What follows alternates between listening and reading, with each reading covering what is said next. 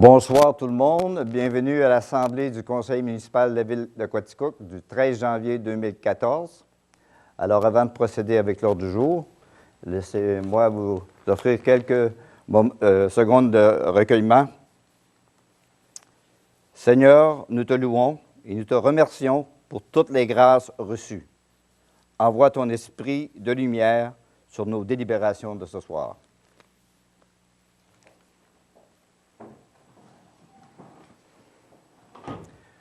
Alors, bonsoir tout le monde. Non, vous ne rêvez pas, je ne suis pas le maire Bertrand Lamoureux, je suis le maire suppléant par exception parce que M. le maire est en dehors du secteur pour les quelques jours qui viennent.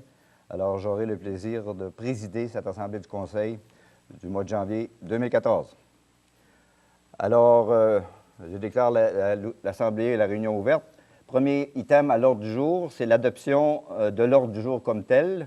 C'est l'ordre du jour qu'on a passé à travers ensemble aujourd'hui. Alors, j'aimerais avoir quelqu'un qui me propose l'adoption de l'ordre du jour. Mme Ferland propose. Mme Blouin appuie. Item 2, adoption des procès-verbaux. Il y a 2 procès-verbaux qu'on adopte dans un élan, Monsieur le directeur général. Ça va, oui. Alors, il s'agit de l'adoption du procès-verbal de l'Assemblée ordinaire du 9 décembre 2013, ainsi que de l'Assemblée extraordinaire du 18 décembre 2013, ainsi que celle du 20 décembre 2013. Il y a eu 2 assemblées spéciales au mois de décembre. On a eu des procès-verbaux de ça. Est-ce que quelqu'un veut me proposer l'adoption de tous ces 3 procès-verbaux-là en assumant que vous étiez ici pour les 3? M. Lévesque, vous proposez un secondeur qui était ici pour les 3? Mme Ferland, à seconde. Item 3, délégation, et je vois qu'on a une salle pratiquement pleine ce soir.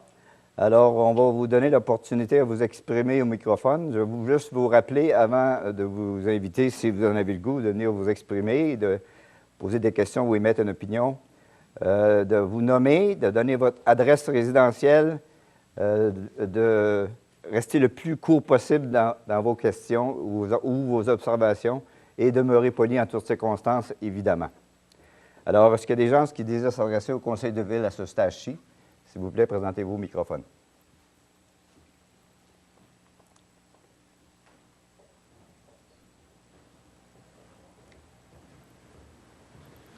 Oui, bonjour. Marco Lamontagne, 254-256 Saint-Jean-Baptiste. Ça, au moins, ça va pas avoir encore de l'inondation encore une autre fois. Là, je voulais savoir si je sais que ça a été jammé bien possible, mais moi, j'ai appelé le matin à 8 h pour dire de venir déjammer les glaces sur le ruisseau Pratt, que ça va inonder encore une autre fois. Oh, oui, on va y aller, on va y aller. Il était rendu le soir, il était rendu 6 h quand ils ont commencé à venir déglacer les glaces. Si les glaces auraient été déglacées, là, ça aurait été parti. Ça aurait fait pas mal moins de dégâts. Encore pour une fois pour moi, puis pour tout le monde, dans le fond. Le centre-ville, ça aurait pas, quand ça aurait déjammé, ça aurait passé tout droit. Puis ça n'a pas été fait encore une autre fois. J'avais été te voir, Vincent, l'été passé, pour régler le problème. Je t'avais demandé si je pouvais remonter mon terrain. Tu m'as dit que je ne pouvais pas remonter mon terrain par rapport à si j'étais plus haut que les autres terrains, que c'était les autres qui étaient pour être inondés au lieu d'être moi. Puis là, j'avais dit, il n'y a pas de problème. Puis là, Arsenault, il a acheté les terrains à l'autre bord. Lui, il a remonté les terrains égal au IGA. Puis il a même fait un muret au gars qui reste à la Chartier, le bloc, d'un bon 2 pieds. Lui, c'est correct. Fait que je voulais savoir ça, pourquoi que lui avait le droit, puis que nous autres, moi, j'avais pas le droit de faire ça. Puis pourquoi ça n'a pas été fait avant le déglaçage du ruisseau. Je comprendrais bien votre question. Je ne suis pas au courant de tous les faits que vous avez dit. Évidemment, vous avez cité des circonstances que je n'ai pas été témoin. Et je pense que personne du Conseil était témoin à ma connaissance ici. Est-ce que de votre côté, vous pouvez essayer d'éclaircir un peu ces éléments? Pour la question de la séquence d'événements, je vais laisser la parole à Simon Morin, mais pour votre question, d'abord, je vais répondre à votre question sur l'aménagement de votre terrain. Oui. Ce que je vous ai dit l'année passée, c'est que vous ne pouviez pas faire des travaux dans la zone inondable de récurrence 0-20 ans. Et à ma connaissance, c'est la même chose pour le IGA. Donc, lui, Pourquoi il a tout rempli le terrain à il l'arrière? a commencé là, à au faire des complet? travaux, puis il a arrêté parce qu'on l'a avisé qu'il ne Ouais, pouvait pas les faire dans il a cette... fini. Oui, mais comme je vous dis, on l'a avisé qu'il n'avait pas le droit de le faire. Il a arrêté les travaux. Ça, c'est ce que je peux vous dire sur lui. Oui, je suis Je d'accord, pense pas que mais ça les a- travaux sont finis. Il reste un tas à étendre. Mais là, je vous ai répondu. Oui. Donc, je vous ai dit que pour lui, à ma connaissance, c'est la même chose. Donc, c'est dans la bande de protection. Ça va être il doit- défaite, ça, ce qu'il a fait? C'est le même concept que pour vous. OK. Ça va être S'il est dans défaite, la ce qu'il a bande fait? S'il est dans la bande de protection riveraine, s'il est dans la zone de récurrence 0,20 ans, c'est la même chose. Ben, C'est ça doit être la pour même tout le monde. chose. C'est la même chose, c'est la même rivière, non? C'est pas les mêmes règles d'un bord à l'autre? C'est la zone de récurrence 0,20 ans. C'est très technique, là. La zone de récurrence 0,20 ans, elle est très variable en fonction de l'emplacement où on est. Donc, je ne peux pas vous dire si ça s'applique égal D'un à côté telle de l'autre de la distance. rivière? Exactement, OK. exactement. La zone de 0,20 ans, à certains endroits, est inexistante, là. OK. Puis mon autre question, c'est pourquoi ça a pris du temps de même qu'il a eu fini avant que ça s'ait été stoppé, dans le fond? Je pense qu'on va demander à Donc, M. Morin. Ça, vous voulez vous parler du déglaçage? Ben, du déglaçage puis du terrain qui a été rempli, puis tu me dis qu'il a été arrêté, mais Oui. dans le fond, il a eu le temps de faire tout ce qu'il avait fait. Ça a duré quasiment au-dessus d'une semaine. Il a même eu le temps de faire un muret. Ça, je ne peux pas vous répondre. Je ne connais pas cette information-là. OK. Je commenterais, puis j'aurais aucune idée de OK. ce Il que n'y a ce pas de dont je problème. parlerai. Puis qui pourrait répondre à cette Ça question-là? serait Jean Chartier au service urbanisme. OK. C'est une question, selon moi, qui est à part le sujet, là. Vous parlez de vos travaux. Ben que vous non, vouliez faire parce l'année que, passée. parce que d'un sens, parce que si ça vient qu'à inonder, le muret qu'il a fait va retenir l'eau encore, qu'on va avoir encore plus d'eau dans le ruisseau Pratt, justement. Parce que Je l'eau ne peux pas va vous rester. répondre, je ne connais OK. pas l'information. C'est bon. Pour ce qui est de votre... Vous demandiez... vous dites que vous avez avisé tôt Oui, de faire le j'ai déglaçage. avisé le matin à 8 heures. C'est ça. Je vais laisser là, Simon Morin répondre à ça, parce que moi, je ne suis pas au courant de ces faits-là. Oui, ce serait mieux d'aller au micro, M. Morin. Je retourne ma Là, je n'étais pas au courant que, premièrement, vous aviez appelé à 8 heures. Là. Je ne sais pas à qui vous avez parlé, mais en tout cas, je vais m'informer de ça. Le numéro d'urgence, dans le fond, qui est Ouais. 27-21, je pense, c'est ça? 27-28, oui. 27-28, oui. OK, je vais vérifier tout ça, là, pourquoi. Ben, je vais m'informer si l'information s'est bel et bien rendue. Est-ce que, là, je n'étais pas au courant que vous aviez subi des dommages non plus, là? Oui, ben, le terrain était encore inondé un bon 50 pieds, moi, encore une fois. OK, mais pas d'eau dans la maison? Non, pas dans la maison, OK. mais sur mon terrain, il faut que je sorte ma roulotte, vide mes remises, puis OK, bien, ça encore une je fois. prends ça en note. Je vais voir la séquence des événements, mais je suis J'ai pas même sûr. appelé 2-3 fois dans la journée, en plus, pas juste une OK. fois. Je suis pas sûr, par exemple, qu'aller faire des travaux là avec l'appel, ça va empêcher la formation d'un embarque, de toute façon, là. Oui, parce que c'est l'embarque qui a fait que si j'ai été inondé. En tout cas, moi, je veux dire que quand même qu'on va travailler avec une pelle, on ne peut pas dégager le ruisseau au complet. Mais quand toute la glace arrive d'un seul coup, peut-être que ça va former un embarque quand même, là. Généralement, ce qu'on fait, c'est qu'on surveille la formation d'embarque, puis on intervient là quand ça arrive. Mais des travaux préventifs, c'est difficile de faire tout un ruisseau au complet. Oui, là, ça, je puis- peux comprendre. Regarde, comme présentement, il y a encore une qui est en train de quasiment de se former au bout de mon terrain. Fait que s'il vient qu'à avoir de l'eau, ben je vais être encore inondé à cause que ça va jammer tout de suite. Oui, mais il faut comprendre qu'au bout du ruisseau, il y a la rivière. Puis si la rivière n'est pas dégagée, ben le ruisseau ne se dégagera pas. Mais je vais surveiller tout ça, puis je vais vous contacter là, demain dans la journée, là. Merci. C'est tout. Merci, M. Morin. Est-ce qu'il y a d'autres gens dans la salle qui désirent s'exprimer?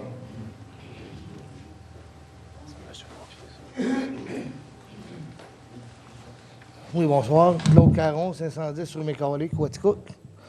Moi, je viens voir pour une information. C'est à propos d'un procès verbal qui a eu lieu le mois passé, le 20 novembre, pour la soumission des camions, transport en vrac. J'ai soumissionné, ça fait 2 ans que je soumissionne. Cette année, je suis le plus bas soumissionnaire. L'année passée, j'étais le 5e, 6e, 7e à sortir. La ville a demandé des soumissions, des panneaux à neige, tout ce qui s'ensuit. Ça n'a pas été respecté. Il y a des camions qui ont été chargés, pas de panneaux à neige. Le transport de gravier, c'était supposé vu qu'on était tous le même prix, Gravière Clé-Coutier, Claude Caron, puis Pierre Cloutier, on était au même prix, c'était supposé être chacun notre tour. Ça n'a pas marché ça non plus. Le transport en neige, au mois de décembre, encore, il y a des camions qui chargeaient pas de panneaux à neige. Là, on a eu la soumission. Cette année, je suis le plus bas soumissionnaire. J'ai parlé avec M. Morin, j'ai parlé avec Vincent.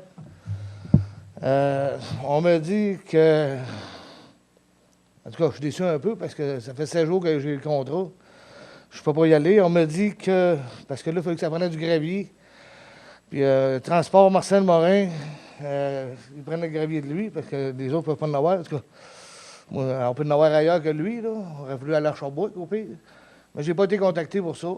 Puis, si ça aurait été moi qui aurais été le plus haut soumissionnaire, que ça a été le transport Marcel Morin ou le transport Vrac Offord, au gravier Pierre-Cloutier, qui aurait été plus bas que moi, que c'est moi qui aurais été là, je suis certain qu'il y aurait eu des problèmes bien plus que ça, là. Tu sais, mettons, je mets la logique, moi, je suis pas capable d'aller me battre contre vous autres, à des coups, payer les avocats, puis tout, les autres sont capables de se le permettre. Moi, je trouve, en tout cas, ben non, il y a quoi que je fais pas correct, faut-tu que je donne de quoi à quelqu'un, faut-tu que je parle à quelqu'un en particulier, je ne sais pas. Je veux savoir, j'ai parlé avec Simon Morin, il m'a expliqué qu'à cause que je ne pouvais pas avoir mon stock de chez Transport Marcel Morin, ça prenait du stock, parce qu'à l'avenue de la Gravière, il y a un bris d'aqueduc la semaine passée. En tout cas, c'est des transports Marcel Morin qui étaient là pour faire le début des travaux complets. J'ai communiqué avec Vincent Tanguay, puis... non, c'est ça, Vincent. C'est ça. Alors, moi, je vais juste commencer le premier commentaire. Vous vous assurer, parce que je veux être sûr qu'on se comprend bien. Là. Si jamais il y aura des irrégularités, comme peut-être vous avez indiqué, là, j'espère qu'on va en être informé. On garde les yeux ouverts, nous, les élus, pour être sûr que tout est fait dans la règle. Et si jamais on nous échappe des choses, vous pouvez assurer qu'on va regarder ça de très près. Parce qu'en 2013, ça est arrivé plusieurs fois. Puis là, le contrat... Pour ce qui est de l'attribution des contrats cette année, là, je vois juste de mémoire, je sais qu'on avait vu la liste, puis c'était selon les règles, qu'est-ce que je me rappelle, moi. Oui, mais ce que M. Caron fait référence, il soulève qu'on ne l'appelle pas en priorité tel que son prix est le plus bas prix dans les transports C'est de supposé matière. être ça, la résolution est ça. Transport de matière en vrac, on doit procéder avec le plus bas prix. Oui, c'est ce que j'avais compris, moi aussi. Lorsqu'on fait appel à du transport. Dans le cas que M. Caron mentionne, c'est qu'on avait besoin de matériel. Donc, c'était pas un contrat de transport strictement, c'était un contrat de transport et de matériel. Et de matériel. Donc, on n'a pas, à notre niveau, on n'a pas à suivre l'ordre du transport de matière, strictement parlé. Là, vous faisiez référence à d'autres événements passés dans les années passées. Ça on ne l'a pas documenté. Là. Je ne sais pas si vous avez une discussion avec M. Morin là-dessus. C'est moi ici, il vient nous parler. Non, c'est pas ça. Moi, je veux savoir. C'est juste à cause qu'il prenait le matériel. Moi, le matériel, parce que la soumission qui est demandée, c'est pas de fournir le matériel, c'est de fournir le camion. Exact. Fait que arrêter, lors d'excavation, sortir le matériel tout, j'aurais pu y aller, c'est moi qui aurais pu y aller, rentrer le matériel, transport Marcel Morin, ça ne m'aurait pas dérangé. Là. Parce que transport vers Offord ou transport bien d'outils, il aurait fait la même chose que moi. Il n'y a rien qui nous empêche de demander un prix puis de prendre le meilleur prix, même s'il y a au-delà que seulement le transport. Là. On vous demande. Mais non, parce que moi, je vois avec la solution. C'est comme un transport à Oui, mais c'est parce que si on demande également du matériel, vous allez devoir nous fournir un prix pour du matériel. Oui, c'est ça, mais dans la soumission, il n'y a pas ça. Quand vous allez faire... Non, parce que cette soumission-là, c'est pour du transport seulement. Oui, c'est ça. Quand on achète du matériel, évidemment, on va le faire transporter aussi. Oui. Mais la soumission n'est pas pour quand on veut acheter du matériel et le faire transporter, mais pour quand on veut transporter du matériel seulement. Exemple, si on fait des travaux de réfection de lors rue, de l'excavation du trou, là, le matériel ne doit pas rester là. Moi, c'est ça que je veux venir à ça, là, que le matériel qui est dans le trou... C'est sûr, c'est certain. Là, on parle qu'il a sorti du matériel. Il n'en a pas rentré, il en a sorti. Ah non, il a amené du matériel aussi. C'est ça, là. Nous, on a appelé Transport Marcel Morin pour qu'il nous amène du matériel. On a besoin de gravier et de sable. Puis, c'est un bris d'aqueduc. Il faut excaver, tout sortir son matériel. Oui, non, je comprends, Simon. Il amène son matériel, il le dompe à terre. On remplit son truck. Puis, en allant vider son camion, après ça, il nous ramène un autre voyage. Oui, c'est ça. Je n'engagerai pas 2 camions, je vais en engager un. Je ne payerai pas 2 camions quand je peux me satisfaire de... Oui, en tout cas. C'est lui que j'appelle, il faut qu'il puisse me fournir du matériel. J'en ai besoin. Toi, tu n'as pas de banc de gravier, tu n'as pas de banc de sable. Mais comme je te dis, j'aurais fait aller chercher du gravier à Sherbrooke au pire. Tu sais, mettons, de la pierre. Ça nous aurait coûté combien, ça, là? Ben, c'est ça que je disais tantôt. Donc, Il y avait- autrement dit, on peut vous demander un prix pour ça. Il y avait 2 camions, Vous allez déjà. devoir être le meilleur, pas le meilleur prix en fonction de votre soumission, le meilleur prix au niveau de l'ensemble du contrat qu'on va donner à ce moment-là. Arrêtez, sur un bar, j'ai jamais été communiqué pareil. Pour Pour cet ça, là. événement. Non, Pour- parce que c'était... Vous parlez encore de l'événement ou de Oui, façon- de l'événement. De l'événement, non, parce que c'était pas... Pour nous, c'était pas un contrat de strictement de transport, c'était un contrat de transport et fourniture de matériel. Mais si à l'avenir, moi, il n'y a rien qui empêche. Quand ça va être seulement du transport, tu vas être le premier appelé, c'est toi qui es le numéro 1 sur la liste, c'est clair.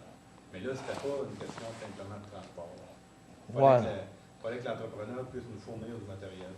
Parce que notre banc, il est gelé. Là. On avait tout notre matériel est tout gelé. Il y a des entrepreneurs qui en gardent du stock dégelé. C'est ça qu'on avait besoin. Ouais, d'accord. Je vais laisser ça là-dessus. En tout cas, c'est juste pour dire que je suis un peu déçu de ça, mettons. Je m'attendais pas que... J'ai fait des soumissions, il y a des entrepreneurs ici, que quand ils font une soumission, que l'autre, il arrive plus cher que lui, qui passe par-dessus lui. Je suis pas mal sûr que ça ne passera pas pendant tout ça, là. Je comprends M. Morin, qu'est-ce qu'il nous dit pour le matériel, là, mais Mais pour le transport, vous êtes le plus bas gestionnaire. un coup de téléphone, ça ne coûte pas si cher que ça, me semble. On va faire ça dorénavant. Ça ne demande pas grand-chose, là. Merci d'apporter ça dans notre attention. On va s'assurer que les règles selon les soumissions qui ont été mises et les résolutions qui ont été passées soient suivies pour le transport. Bon, mais je vous remercie beaucoup. Merci beaucoup, M. Favre. Bonjour. Est-ce qu'il y a d'autres gens qui veulent s'adresser au Conseil à ce stage-ci? Avec l'ordre du jour. Point numéro 4, rapport du maire pour différents dossiers. Alors, en tant que maire suppléant, j'ai simplement quelques observations à faire. Ça va être très court. Et si vous me donnez 30 secondes, j'ai réalisé que j'étais tellement attentif que j'ai oublié d'ouvrir mon rapport. Alors, la première chose que je voudrais souligner, en l'absence de M. le maire, il faut comprendre, alors en tant que son représentant pour ce soir, c'est que le 18 décembre dernier, on a eu une assemblée et dans laquelle on adoptait le budget 2014. Les grandes lignes que je vais vous passer, qui ont été affichées sur les écrans pendant toute la durée du temps des fêtes parce qu'il y avait une certaine confusion sur la façon que ça avait été compris. Alors, les grandes lignes de notre budget, c'est qu'il n'y a aucune augmentation de taxes foncières, tant du côté résidentiel, commercial et industriel. Alors, on reste au même taux que l'an passé. Et il y a cependant une légère augmentation des tarifs des services pour la cueillette des déchets, entre autres, ainsi que les eaux usées, si je ne me trompe pas. L'aqueduc, égaux et déchets. Alors, cette augmentation-là devrait, pour un foyer normal ou une propriété normale, avoir une augmentation de 32 comparativement à l'an passé. C'est pour l'augmentation des tarifs que je viens de citer. Pour les autres détails du budget, bien, on va attendre M. le maire parce qu'il y a une série d'événements publics qui vont se produire dans les semaines qui s'en viennent, comme à chaque année. Et M. le maire présente différents aspects assez détaillés de notre budget. Alors, je ne voudrais pas y enlever l'opportunité, les mots de la bouche pour ces conférences-là. Alors, c'est ce que je voulais strictement passer ce soir pour éliminer tous les doutes sur les augmentations de taxes foncières. Il n'y en a tout simplement pas. De soudains rappels de Dame Nature, on a entendu parler tout à l'heure, grande maîtresse des conditions atmosphériques et de la météo de notre planète se sont produits récemment. Les événements météorologiques du 22 et 23 décembre dernier, on parle du verglas dans ce cas-là, et du 11-12 janvier, sur la fin de semaine dernière, le dégel ainsi que les pluies qu'on a subis, sans compter les déneigements normaux de cette période de l'année et de l'entretien de routine de nos infrastructures et de nos installations communautaires et de services de loisirs, des services publics, etc., méritent d'être soulignés. Suite au verglas du 22 décembre, qui a affecté une vaste partie du pays, contrairement à plusieurs autres régions de l'Estrie et du pays, toutes les résidences de notre municipalité étaient rebranchées et nos rues toutes débranchées, rues et routes toutes débranchées en moins de 31 heures après le début de cet événement-là. Même réaction rapide suite au dégel qu'on a subi en fin de semaine. On a eu une inondation très, très rapide et en dedans de quelques heures, tout a été réglé. 2 heures, il n'y avait plus d'eau sur la rue Tchèle et un peu plus tard, le ruisseau Pratt a repris son cours. Évidemment, Ce que je voudrais faire, c'est de remercier le dévouement des employés de la Ville et les contracteurs qui ont travaillé sur ces deux événements-là. Mais surtout, je veux remercier la patience, la compréhension de nos citoyens, parce qu'on sait que c'est pas facile, surtout lorsqu'on est touché directement. On a eu un exemple ce soir, c'est pas plaisant lorsque ces choses-là arrivent. On fait notre possible, et puis je pense qu'on va continuer à faire notre possible. Ça ne nous empêchera pas de prendre des mesures pour minimiser ce genre d'incidents naturels du futur, et on est alerte à toutes les idées et les spécialistes qui peuvent nous donner des conseils pour éviter ce genre d'incidents, soyez-en assurés. C'est à peu près tout ce que je veux dire, excepté qu'on va parler un peu plus tard du 150e anniversaire de la Ville de Quaticook, mais on va y revenir un peu plus tard à ce moment-là. Alors là, je vais demander aux autres conseillers de faire leur rapport mensuel, en commençant par la conseillère du siège numéro 2, Mme Ferland. À vous la parole, Madame. Merci, M. Marcoux. Une nouvelle année, bonsoir à tout le monde. Alors, j'en profite au tout départ. Une nouvelle année qui s'amorce avec ses hauts et ses bas, comme on a pu le vivre à fin décembre et début janvier. Mais 2014, c'est aussi l'année du 150e. Alors, ça me semblait très loin quand, à la fin de l'année 2011, début 2012, le tout s'enclenche, formation d'un comité. Il nous faut souligner ce 150e. Alors, allons de l'avant, c'est pour 2014. Eh bien, nous y voici, on est arrivé en 2014. Alors, je prends quelques minutes pour vous souhaiter, à vous tous qui êtes présents ici ce soir, au Conseil de Ville, ainsi que les gens à la maison, une année remplie de joie, de bonheur, d'humanité, de partage, surtout de santé, pour que 2014 soit la plus belle des années. Et à ça, quoi de mieux que de se divertir un peu? Donc, si je prends la bibliothèque, il ne faut pas oublier l'heure du conte, ça c'est le samedi 18 janvier à 10 h, suivi d'activités sous forme de jeux ou de bricolage. Et il va y avoir aussi un spécial le 8 février, le spécial pour la Saint-Valentin, qui est à 10 h aussi. Alors, prenez le temps d'y aller avec vos tout-petits, les matantes, les grands-moments, les moments. Ça vaut vraiment la peine. Et aussi, à la bibliothèque, de ne pas manquer aux vieux bouquins. Ça, c'est ouvert à tous les samedis de 10 h à 11h30. Au Musée Bon, durant la période des fêtes, il y a eu un achalandage très, très intéressant. Et on a nos expositions qui sont encore présentes jusqu'au 19 de janvier avec Ginette Desrochers, aquarelliste, et aussi Lucie Corriveau avec les bébés réalistes que nous entendons beaucoup parler et que ça ne laisse pas les gens indifférents. Il y en a même qui ont un petit peu de difficulté à voir ces bébés aussi réalistes. Fait que ça aussi, c'est jusqu'au 19. Ça vaut la peine d'aller voir ça. Et au Pavillon des Arts, à ne pas manquer, le 24 janvier, Joanne Blouin, qui en mai dernier avait été séduite dans le cadre de La Petite Séduction, eh bien, c'est à notre tour de venir nous faire séduire en ouvrant officiellement les fêtes du 150e. Le 26 janvier, c'est le café-concert. Le 1er février, c'est le samedi soir, 20 h. Denis Placard, c'est un vétéran de la musique folk. Ça aussi, ça ne doit pas manquer. Là, vous allez dire, bon, on ne le connaît pas. Bien non, mais on peut justement prendre... c'est pour ça qu'ils viennent nous rencontrer, ces gens-là. Alors, ça serait à peu près tout pour moi pour ce mois de janvier, Monsieur maire suppléant. Merci, Mme Ferland. Je veux juste vous rappeler, parce que je pense que je reconnais des visages dans la salle, là. Il y a des gens qui sont ici pour entendre parler du 150e, mais on va revenir à l'item 8. Alors, quittez pas trop vite, sinon vous allez manquer la raison peut-être pour laquelle vous êtes venu, entre autres. Alors, je vous laisse faire cette précision-là. Madame Blouin, c'est à votre cours, conseillère au siège numéro 2. Merci beaucoup. Bonjour à tous. Bonsoir à tous.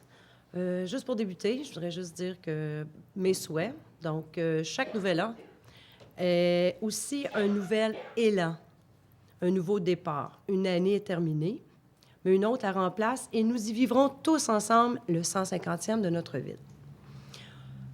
Aussi, toute ma famille se joint à moi pour vous souhaiter une merveilleuse année 2014. La santé, l'amour, la réussite et le bonheur vous accompagnent dans tous vos projets. Pour continuer côté sport et loisirs, il faut dire que Dame Nature fut difficile dans les dernières semaines. Par contre, Quaticook a reçu de très bons commentaires sur l'anneau de glace qui est situé au Parc Laurence. Et nous espérons tous pouvoir en profiter davantage si Dame Nature est des nôtres. Je voudrais aussi parler, durant les 2 dernières fins de semaine, il se jouait le tournoi à Tombe-Pee-Wee, qui a reçu de beaux éloges. Personnellement, j'y ai assisté et pour avoir entendu de beaux commentaires, autant sur l'organisation que sur les arbitres. On les oublie parfois, les arbitres. Ils ont souvent, pour parler, pas très bien en eux. Donc, moi, je leur dis bravo à tous. Et en plus, pour ceux qui ont pu passer à l'aréna dans la dernière fin de semaine, ont pu peut-être voir les nouveaux panneaux numériques à multiples fonctions qui sont situés au-dessus de chacun des bancs des joueurs. Et ces panneaux-là, avec télévision, 55 pouces, sont pour annoncer le nom des équipes, leur provenance et ainsi le calibre de la joute en cours. Donc, c'est une belle acquisition pour l'amélioration de l'aréna. En fin de semaine dernière aussi se tenait la première édition de la classique hivernale du Dynamique avec 16 équipes inscrites. C'était un tournoi de hockey bottine qui se jouait au Parc Laurence, donc dehors. Et malgré la température, le tournoi a eu lieu. Ce fut une belle réussite et de plus, bien organisé, malgré Dame Nature. Donc, chapeau à toutes les équipes et aux organisateurs d'avoir maintenu le tournoi. Vendredi et samedi, les 17-18 janvier qui s'en viennent, se tiendra la finale provinciale de patin artistique pour les Jeux du Québec. C'est une première à Quaticook. L'ouverture officielle se fera à 19h, vendredi soir. Et de plus, cela représente une des premières de nombreuses activités dans le cadre du 150e. Donc, je vous invite à y assister en grand nombre pour encourager ces nombreux athlètes.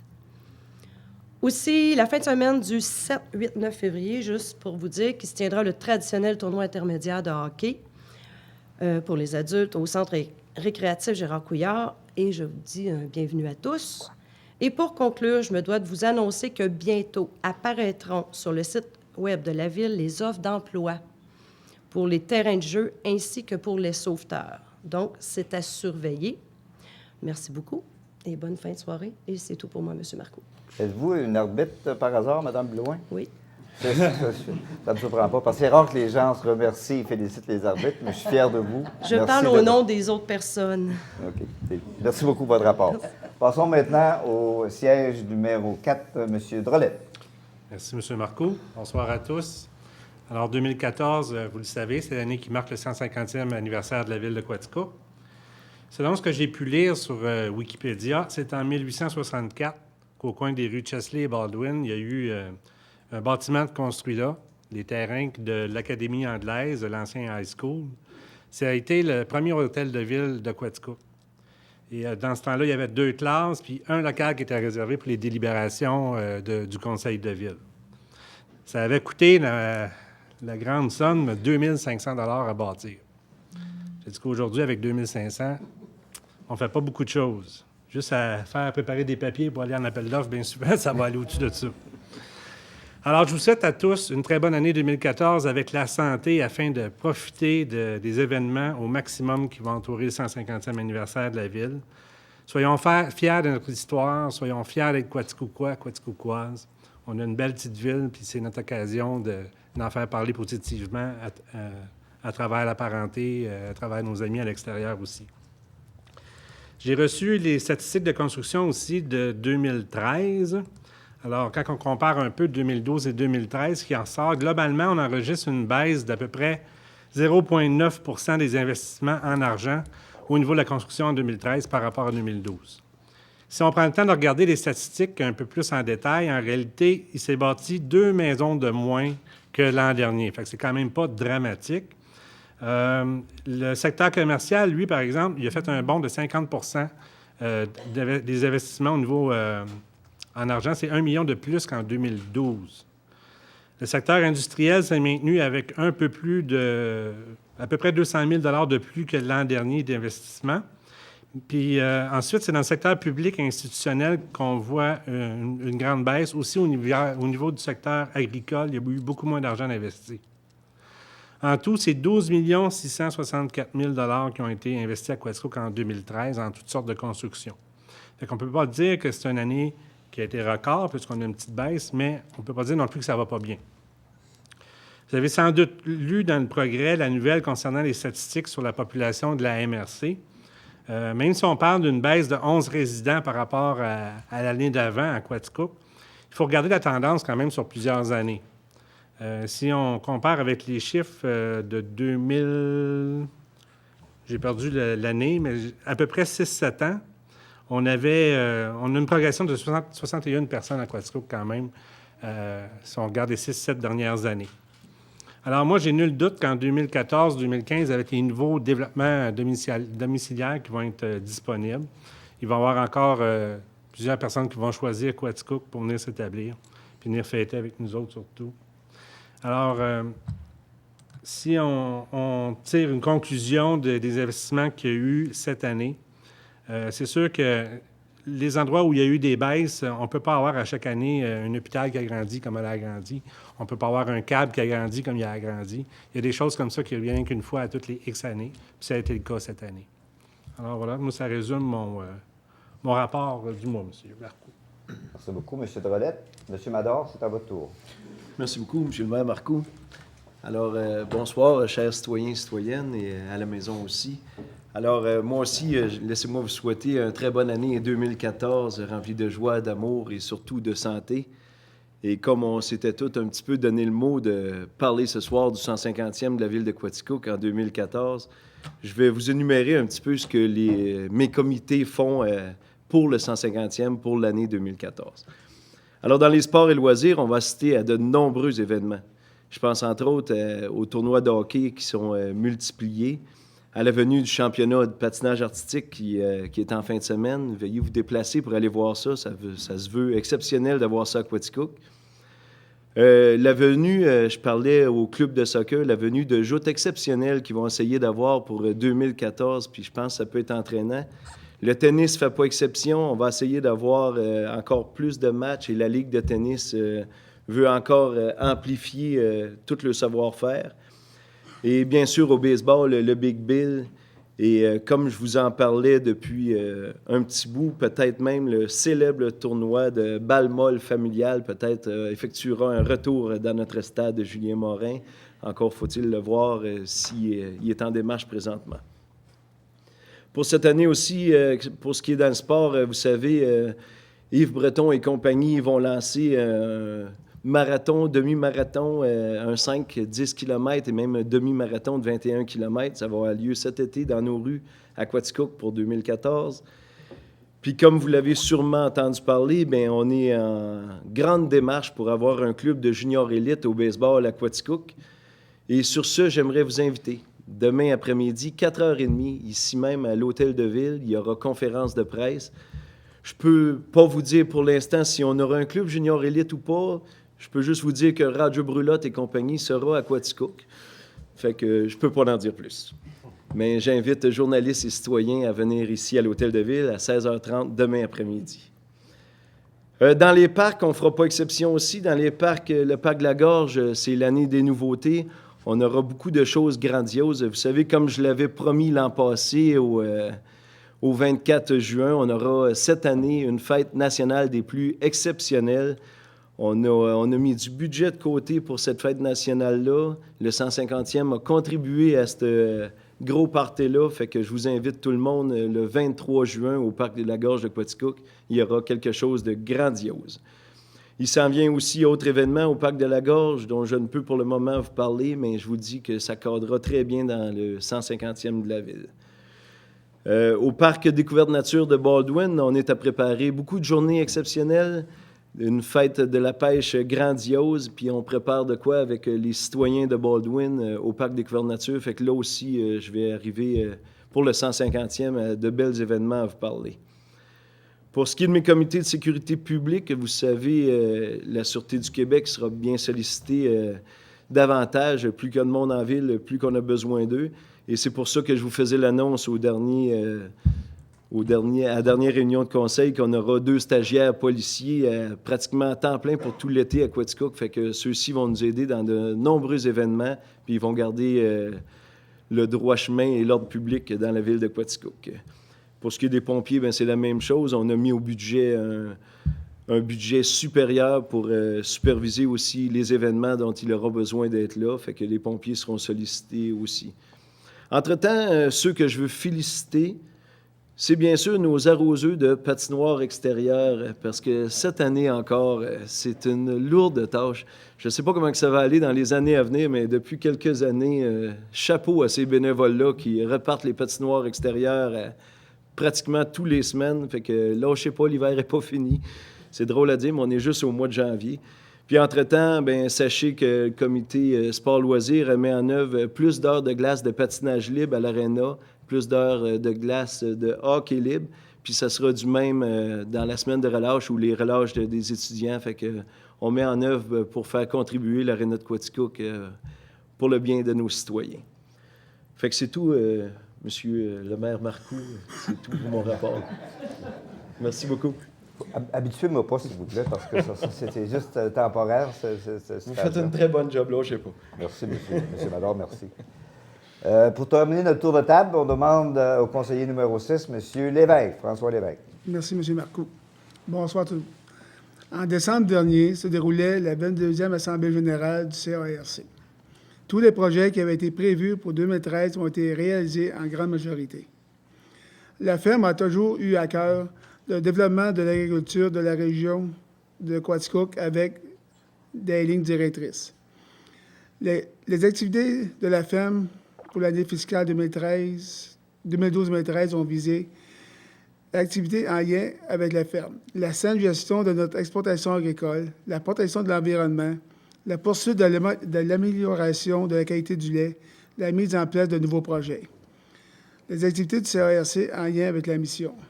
Le maintien d'une relation de coopération avec les GRIFA et le soutien de projets de mise en marché des élèves au collégial, l'appui presque inconditionnel envers l'Expo Vallée de la Quaticook, implication dans la planification stratégique de la MRC, l'appui à la formation agricole avec le collectif régional en formation avec l'agricole de l'Estrie, ça c'est GRIFA Estrie. Le volet agro-touristique avec le plan d'embellissement de la ferme, avec des stratégies telles que favoriser le transfert technologique, favoriser l'innovation et l'initiative novatrice, encourager le soutien à l'offre de formation et de main-d'œuvre agricole, valoriser le mode de production biologique. Le projet biogaz. Ce projet de transformation des lisiers en biogaz est encore à l'étude. Les modifications au règlement de l'environnement qui n'existaient pas au début du projet continuent de poser des problèmes. Le plan d'embellissement de la ferme. Afin de se positionner encore plus stratégiquement en tant qu'attrait touristique régional, plusieurs actions favorisant l'accueil des visiteurs sont en cours de financement. En effet, pour devenir un élément central de promotion en agriculture, le CARC se doit d'améliorer ses installations.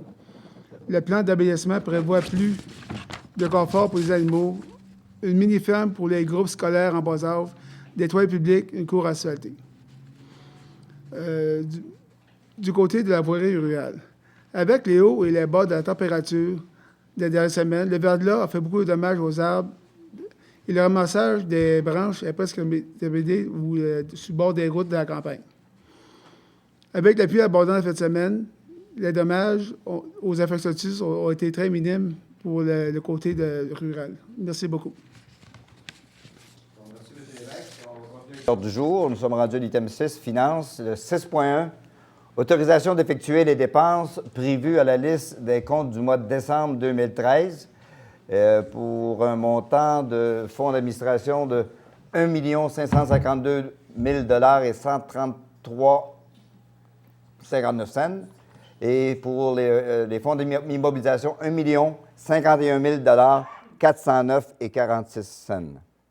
Alors, j'ai besoin d'un proposeur pour cet item-là. M. Mador, secondé par M. Drolet. Merci.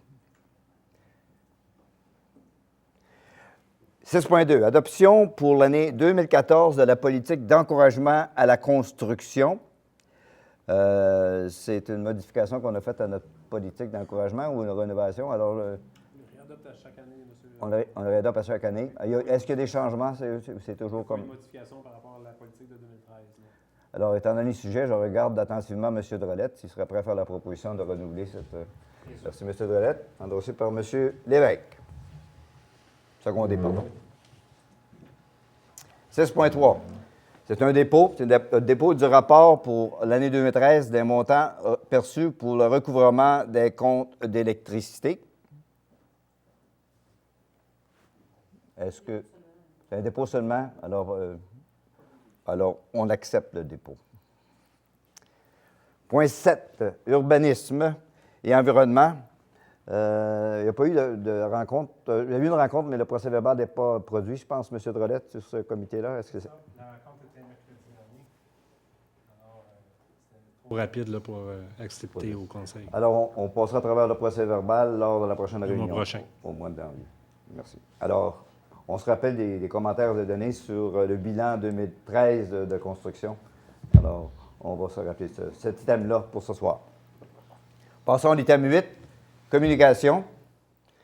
8.1, autorisation à la responsable des communications de procéder à un appel d'offres pour l'implantation de 3 panneaux d'entrée de ville. Ça fait déjà un certain temps qu'on en parle. Nos panneaux de bienvenue aux 3 accès principaux de la ville sont en mauvaise condition. Et cette année, ça a été mis au budget pour embellir et souhaiter une meilleure bienvenue à nos visiteurs et se rappeler où est-ce qu'on arrive aussi. Alors, j'aurais besoin d'une proposition là-dessus. Madame Blouin propose, secondée par Madame Ferland.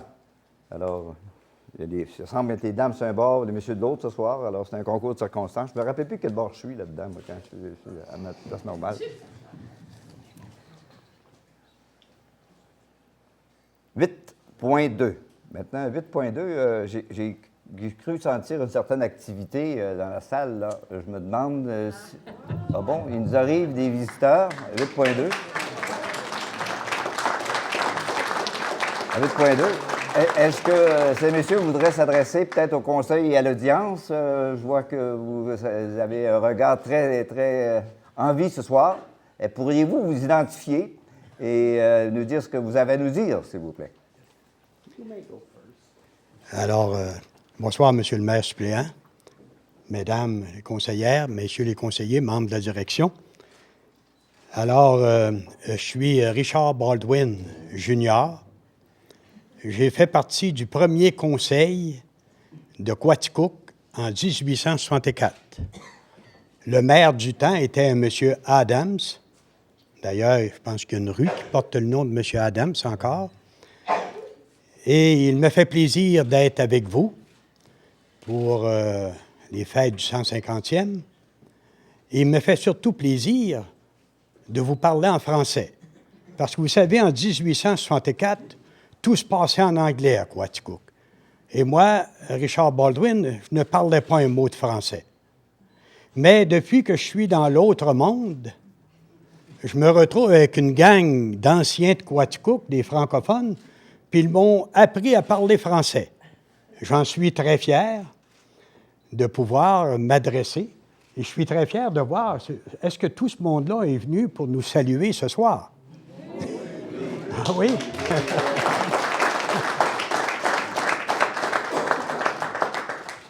Alors, bien entendu, vous savez qu'on a dit que j'étais le fondateur de Quaticook parce que je suis le premier, Richard Baldwin, qui a construit une vraie maison à Quaticook en 1830. Et la maison était ici même, à la place de l'Hôtel de Ville. Bien entendu, on l'a jeté à terre à un moment donné. Mais au cours de l'année 1864, nous avons construit un premier Hôtel de Ville. Et comme on économisait dans ce temps-là, ça avait coûté 2500 $. Et on avait même agrandi ce petit hôtel de ville-là pour loger l'école Alors, il y avait 2 classes d'annexés à cet hôtel de ville-là qui était sur la rue, je pense... je pense pas. Oui, vous pensez que c'est Baldwin, mais j'avais entendu dire que c'était Cutting.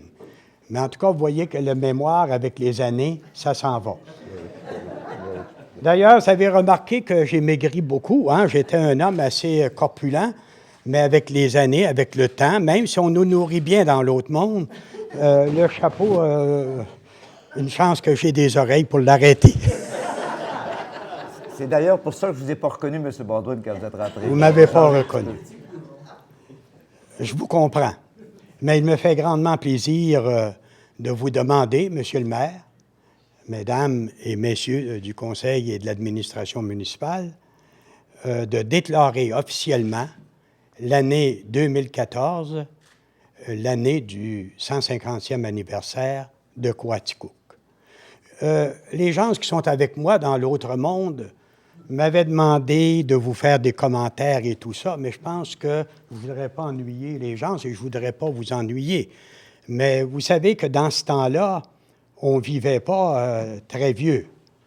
Il n'y avait pas de statistiques, mais en 1931, il y a eu une statistique de fait et les hommes avaient une espérance de vie de 56 ans et les femmes 58 ans. Aujourd'hui, les hommes ont vu, vous avez une espérance de vie de 79 ans et les femmes 83 ans. Alors, vous voyez, ça a été tout un changement. Et d'ailleurs, si la population du Québec a augmenté dans ces dernières décennies, c'est dû en partie au vieillissement de la population. Vous savez qu'en 1960, on était, le Québec, et notre région nécessairement, était la région du monde où il y avait le plus haut taux de natalité. 40 ans plus tard, à l'an 2000, on était devenu la région du monde avec le plus bas taux de natalité. On dit que dans quelques années, il va mourir plus de Québécois qu'il va en naître. Alors, imaginez-vous l'importance de l'immigration si on ne veut pas que le Québec décline en termes de population, ce qui serait très sérieux. Au point de vue économique, on dit que nos entreprises s'en vont souvent au Mexique, en Chine et dans d'autres pays émergents, et on dit que c'est parce qu'ils veulent avoir des plus bas salaires. Mais il y a quelqu'un qui est venu nous trouver dans l'autre monde, tout dernièrement un homme d'affaires, puis il nous a dit « les bas salaires ne sont pas la seule raison. » C'est que quand on analyse la situation de la population et du Québec, et bien entendu de notre région, la dénatalité fait très mal parce que l'âge médian de notre population au Québec est en train de frôler 50 ans. Ça veut dire que 50 de la population qui a moins de 50 ans et 50 qui a plus de 50 ans. Alors, les entreprises regardent ça. Ils disent, est-ce qu'on va avoir une main-d'œuvre dans quelques années avec ce vieillissement? Vous savez, il y a une autre affaire que vous autres, comme administrateurs, vous aurez à faire face. On vous regarde d'en haut, là, nous autres, dans notre monde, et on se dit, tout à l'heure, il va y avoir 1 ou 2 personnes qui vont travailler, puis il va y avoir des étudiants, puis il va y avoir les retraités.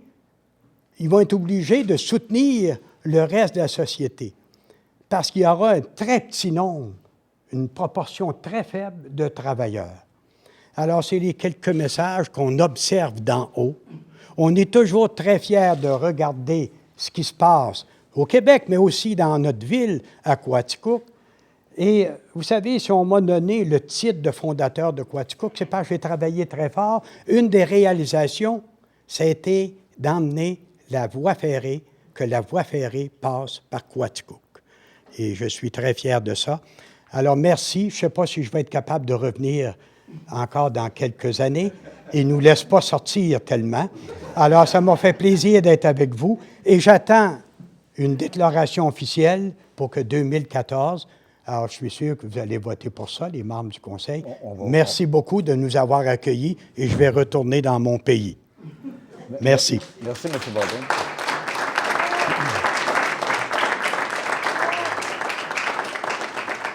Je note que vous avez un compagnon. Merci des mots très sages et des paroles très sages que vous avez passées, M. Baldwin. on existe encore, comme vous voyez. On a l'intention d'exister encore pour longtemps avec vos belles paroles que vous avez dites. Votre copain peut s'identifier. Well, good evening, ladies and gentlemen. My name is Dr. Nathaniel Jenks. Oops. Pardonnez-moi. Mademoiselle Sylviane Ferland, vous avez omis de me dire que maintenant la population est majoritairement francophone. Vous avez oublié, hein, Madame Ferland. Pardonnez-moi, cher public, anciennement à Barnston Corner, il y avait plus d'anglophones et également le pouvoir de la monarchie qui nous guidait. Alors, je me reprends avec tous mes regrets. Je suis le docteur Nathaniel Jenks et je demeure sur le chemin de Barnston, sur le chemin du village, juste avant d'emprunter la Valley Road à Barnston Corner. Maintenant, un secteur que vous appelez Barnston en ne disant plus le corner. Mais ça a bien changé depuis, hein? La branche canadienne de la famille Jenks est issue de moi-même, Nathaniel Jenks, né le 14 octobre 18 de Burke, Vermont, en 1846, help me out, Baldwin, 46 on dit, hein? 46, 40. En 1846, je déménage à Barnston Corner où j'ouvre un cabinet de médecin. Et en 1847, je me marie d'amour et de cœur with the marvelous Lucy Baldwin. J'ai joué un rôle important dans le développement de Barnston et de la communauté avoisinante.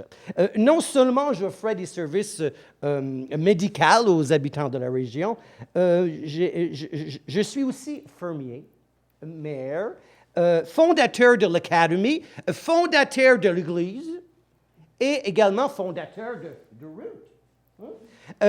Connaissant mon respectueux collègue, M.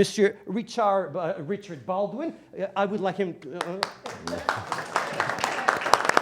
respectueux collègue Richard Baldwin et tous les plans pour l'avenir, j'ai développé la route 141 entre Barnston et Quaticook, que l'on appelait la Valley Road dans le temps, et cela pendant plusieurs décennies. Et encore aujourd'hui, je l'ai justement entendu de la bouche de Mademoiselle Ferland il y a quelques jours, à mon grand plaisir, la Valley Road. Répétez après moi, Valley Road. Oh boy. Si je suis ici ce soir, c'est pour le même motif que M. Baldwin. Demander au conseil de ville de proclamer fièrement, avec un cœur festif, l'an 2014, l'année du 150e de la municipalité of Quaticook. Alors, nous allons danser, boire un peu et s'amuser. Merci. Thank you very much. Bonsoir. Bonsoir.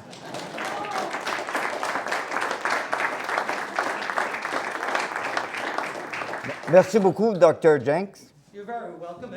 Bienvenue à vous. Bien, merci beaucoup. Je vois deux autres personnes qui se présentent au microphone. Je demanderai de s'identifier et de nous dire qu'est-ce qu'ils veulent nous dire.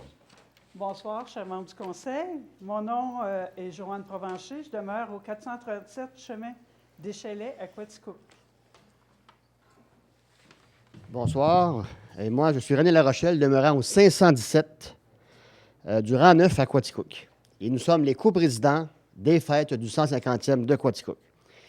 Et c'est avec beaucoup de fierté que nous représentons le comité organisateur, dont je salue ce soir la présence de Mme Émilie Drouin, notre coordonnatrice, Mme Brigitte Fontaine, notre... Devinez qu'est-ce qu'elle fait dans le comité, Brigitte Fontaine? Madame. Agriculture, non, la trésorière. Chelé Lavertu aux communications. Nous avons les conseillers M. Lévesque, M. Marcoux et Mme Ferland. Et de même que la gagnante du premier marathon de bingo de CGN-FM, Mme Lisette Proulx, qui travaille également avec le comité du 150e. Donc, c'est une partie de notre comité et nous avons comme objectif, naturellement, d'organiser des fêtes dignes de ce nom à la population quaticokoise. Tout au long des préparatifs, nous avons tenu à monter un programme en mettant en mise en valeur du milieu, par le milieu et pour le milieu. C'est avec enthousiasme que nous vous invitons à visiter le www.quaticook150.ca pour connaître la programmation et y jeter régulièrement un coup d'œil pour être à l'affût des nouvelles activités qui s'ajouteront tout au long de l'année. Tout à l'heure, j'en ai entendu de M. Mador, puis ça se rajoute. Les gens vont être enthousiastes. Nous invitons d'ailleurs la population à se procurer des billets pour le lancement des fêtes. Mme Ferland a parlé tout à l'heure, c'est vendredi le 24 juillet. Déjà dans la fête du 19 juillet, la fin du milieu d'année, 24 janvier, avec le spectacle de Joanne Blouin au Pavillon des Arts et de la Culture. Dès 18h30, nous serons là pour vous recevoir avec un petit cocktail de bison blanc. Vous allez pouvoir rencontrer les gens du comité organisateur, voir la programmation, les objets promotionnels, discuter. Comme vous avez vu des personnages, on a de la visite des fois, on ne sait jamais. Fait que ça nous fait plaisir et le spectacle est pour 8 heures. Fait que venez découvrir la programmation et rencontrer le comité organisateur. Et c'est le temps d'acheter vos billets. Il en reste quelques-uns encore et il faut en profiter. Donc, ce n'est que le début d'une année très, très bien remplie, naturellement pour Joanne et moi et ma conjointe, et également pour tous les Quaticookouas et Quaticookouaises, ainsi que les gens de la région, de l'extérieur de la région, et également nos anciens résidents de Quaticook, qu'on espère qu'ils vont revenir découvrir notre belle ville. Et nous sommes donc très heureux également que la ville de Quaticook participe aux démarches et participe aux célébrations. D'ailleurs, nous avons 2 très belles banderoles à l'extérieur, éclairées. Ça vaut à peine ce soir de jeter un petit coup d'œil, c'est très, très beau. On vous remercie beaucoup. Alors, sur ce, nous vous laissons la parole, M. Marcoux. Et on vous souhaite un bon 150e. Merci.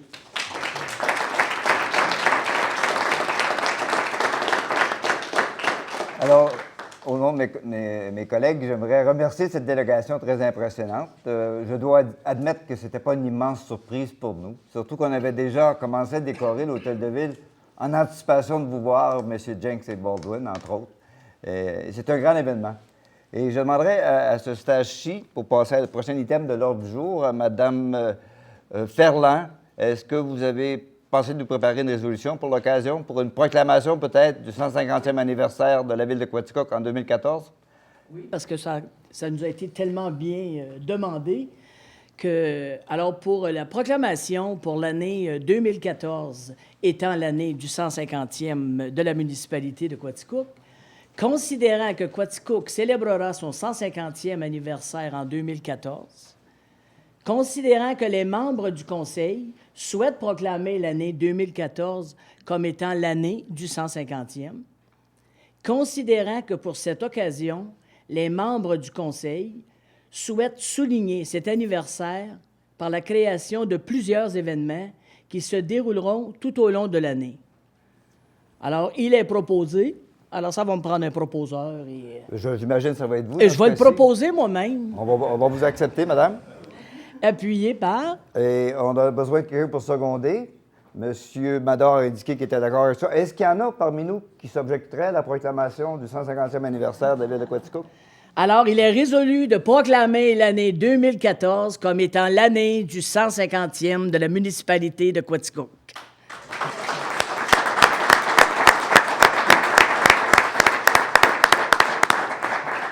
Oui, M. Baldwin. Merci beaucoup. Merci beaucoup. Et j'invite la population à relire l'histoire de Quaticook. Vous savez que l'histoire, c'est la mémoire du passé et c'est très important de se rappeler de son histoire. Merci beaucoup de nous avoir reçus. Merci beaucoup, M. Baldwin.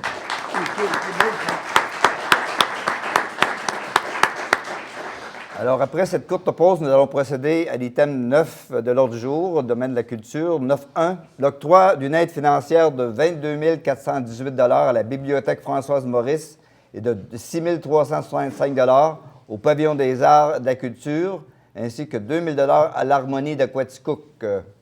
J'imagine que c'est à l'intérieur des budgets prévus, c'est ça? dans les budgets prévus, ça. J'imagine que vous proposez ça. Je propose. J'aurais besoin de quelqu'un, Mme Blouin, seconde, personne ne s'objecte. Alors, passons à l'item 9.2. Mandat à Carbone Graphique pour l'achat de 12 panneaux d'interprétation pour un montant de 18 533 $, excluant les taxes, pour le circuit des cimetières. Le circuit des cimetières patrimoniaux, qui sont surtout à l'extérieur de la ville, mais pas à l'extérieur de la ville, a été fait dans les dernières années. Je pense qu'on veut les améliorer, Mme Ferland. Oui, mais il y en a beaucoup maintenant. Il y en a beaucoup qui sont déjà, là, c'est ça, améliorés. Alors, ils ont été tout répertoriés. Et puis, alors, c'est pour ça que ces panneaux-là, ça va être intéressant pour le circuit aussi, là, qui va apparaître. C'est des panneaux qui vont donner plus de Qui détails. vont donner plus, c'est ça, plus de détails. C'est ça, sur ce cimetière-là. Parce qu'il y a différents cimetières. Il y en a des tout petits, puis il y en a où il y a beaucoup, beaucoup de monde. Alors, je pense Vous que proposez, je ferai la proposition pour Carbone Graphique pour les 12 panneaux d'interprétation. C'est d'ailleurs dans l'entente Dans l'entente culturelle avec le culturelle ministère de la avec le Culture ministère. qu'on a. Alors, c'est subventionné par le ministère de la Culture. Le ministère de la Culture. Est-ce que j'ai quelqu'un pour appuyer cette proposition-là? Monsieur Lévesque, il y a des cimetières dans votre coin, je pense. Alors, c'est l'homme idéal pour ça. Passons à l'item 10, loisirs. Vous me gardez à l'œil, vous, monsieur le directeur général, parce qu'il y a eu tellement de turbulence dans notre ordre du jour aujourd'hui que j'ai peur de en manquer. 10.1. Octroi d'une aide financière de 5 000 à la Société du développement du Parc de la Gorge et de 12 000 à la Société du Parc Découverte Nature de Baldwin. Je pense que c'est à l'intérieur de notre budget approuvé au préalable. Je regarde M. Mador. Est-ce que vous feriez la proposition? Et j'ai besoin de... Oui, et M. Drolette, qui est aussi proche de ces parcs-là. Alors, proposé par M. Mador, appuyé par M. Drolette. Passons à l'item 10.2. Octroi d'une aide financière de 20 000 à l'Association du hockey mineur. Je vous regarde, Mme Blouin. Je crois que c'est à l'intérieur du budget qu'on a discuté, ça. Vous proposez ce montant-là? Je propose cette résolution. Alors, c'est proposition appuyée par M. Mador, qui est également dans le comité des sports loisirs. 10.3. Octroi d'une aide financière de 6 000 au club de patinage artistique Les Pointes Argentées de Quaticook. Je vous regarde encore. Alors, vous le proposez? C'est à l'intérieur du budget. Je propose. OK. Et je me retourne de nouveau vers vous, M. Mador, étant donné que c'est une de vos responsabilités. Appuyé par M. Mador. 10.4. Octroi d'une aide financière de 1 000 au club plein air Quaticook, un club de ski de fond. Je vous regarde encore, madame. Je propose. Je propose, c'est à l'intérieur du budget. Et je vous regarde de nouveau, M. Mador. Alors, appuyé par M. Mador.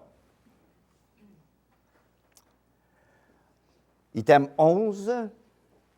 Développement économique, on n'a rien annoncé sur cet item-là ce mois-ci. Alors, OK. Passons à l'item 12.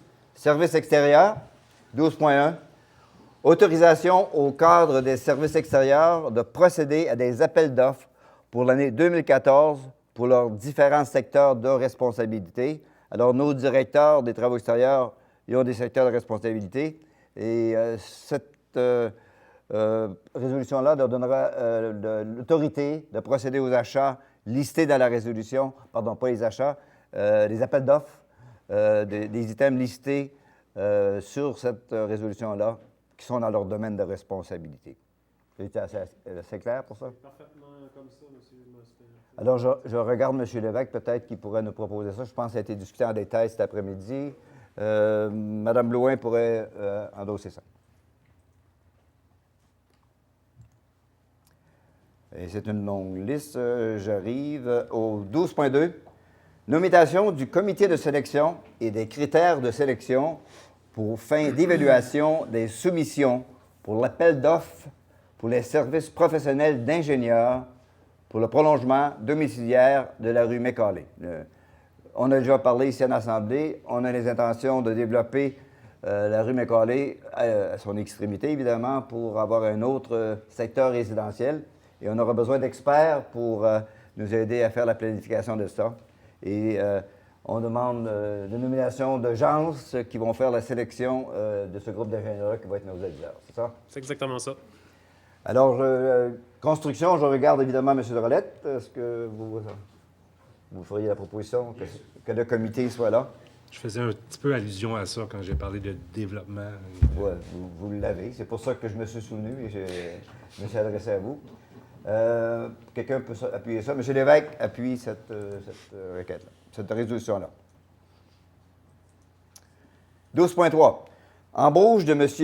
Dave Patnaud à titre de monteur de ligne. Alors, on avait besoin d'un nouveau monteur de ligne.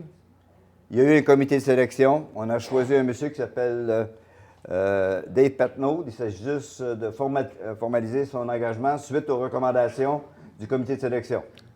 Alors, j'aimerais que quelqu'un me propose. Mme Ferland propose que M. Patnaud devienne un de nos monteurs de ligne, appuyé par Mme Blouin. 12.4. Application au programme d'aide financière mis en œuvre par Éco-Entreprise Québec pour l'achat d'équipements de récupération dédiés aux aires publiques municipales. Et je pense qu'on parle de poubelles dans ce cas-ci, si je ne me trompe pas. Poubelles, bacs de recyclage, bacs de compostage, etc. C'est un programme que le gouvernement... vous pouvez dire quelques mots, peut-être, M. En fait, oui, à chaque année, dans nos budgets, évidemment, on a un peu de budget pour acheter de tels équipements, pour remplacer ou en ajouter dans les différentes aires publiques.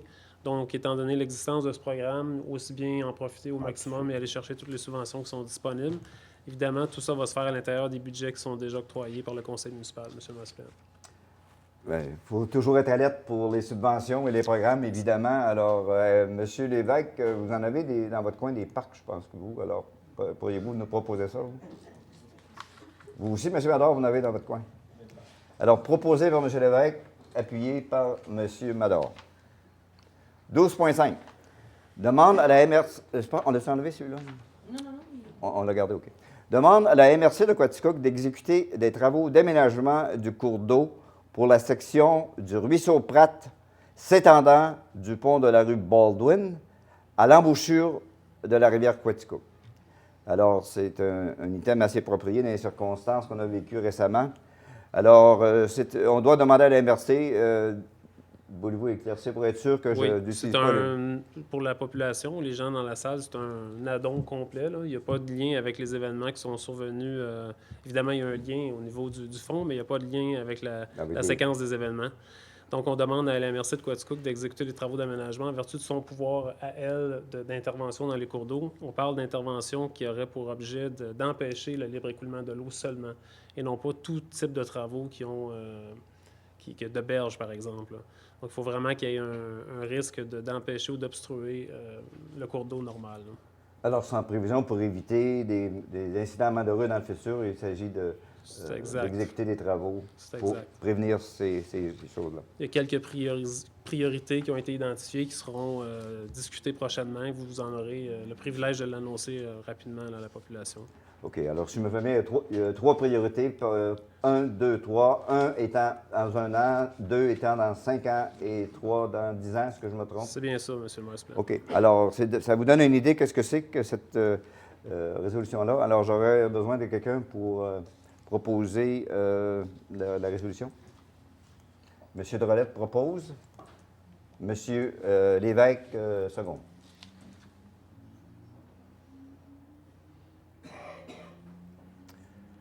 « 12.6. Réquisition au montant de 6 444,35 taxes incluses, pour des travaux de réparation du terrazzo à l'Hôtel de Ville. » Alors, évidemment, c'est des bâtisses qui doivent être entretenues, puis on a des problèmes de plancher, terrazzo qui doivent être réparés. Alors, c'est à l'intérieur des budgets prévus, cette dépense-là. Alors, j'aurais besoin de quelqu'un pour nous proposer la dépense de 6 444,35 pour travailler sur nos planchers. Mme Ferland, appuyée par Mme Blouin.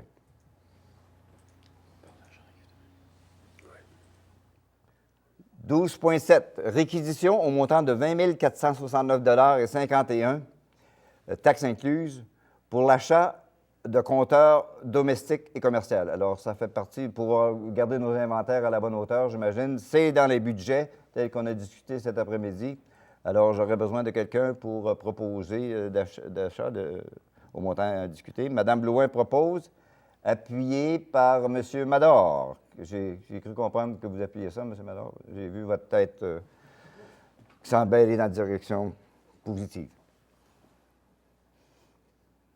12,8. Réquisition au montant de, je pense toujours au commentaire de notre ami Baldwin avec son hôtel de ville à 2500 $, puis on n'est même pas capable d'acheter des compteurs électriques proches de ce montant-là. En tout cas, excusez l'intervention, mais ça me frappe à chaque fois.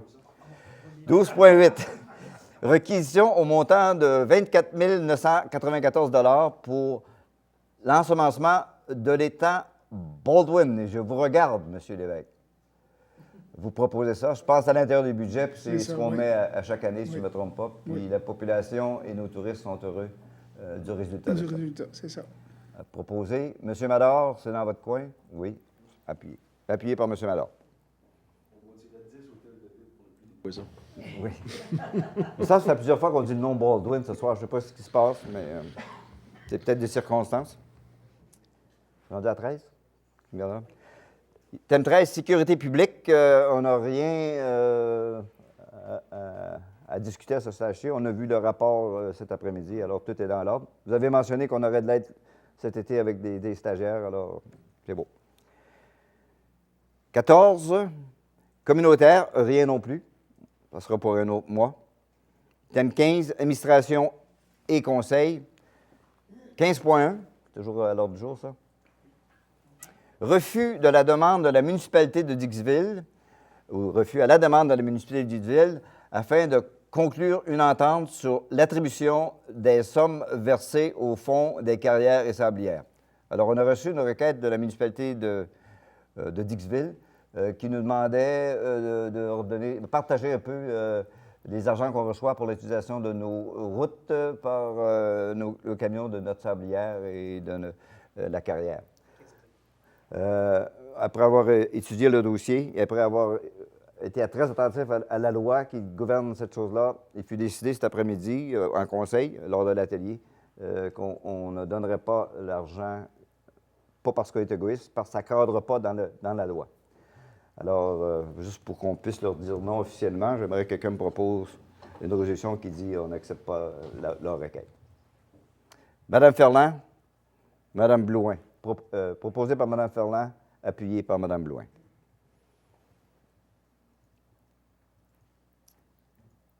Rendu au règlement?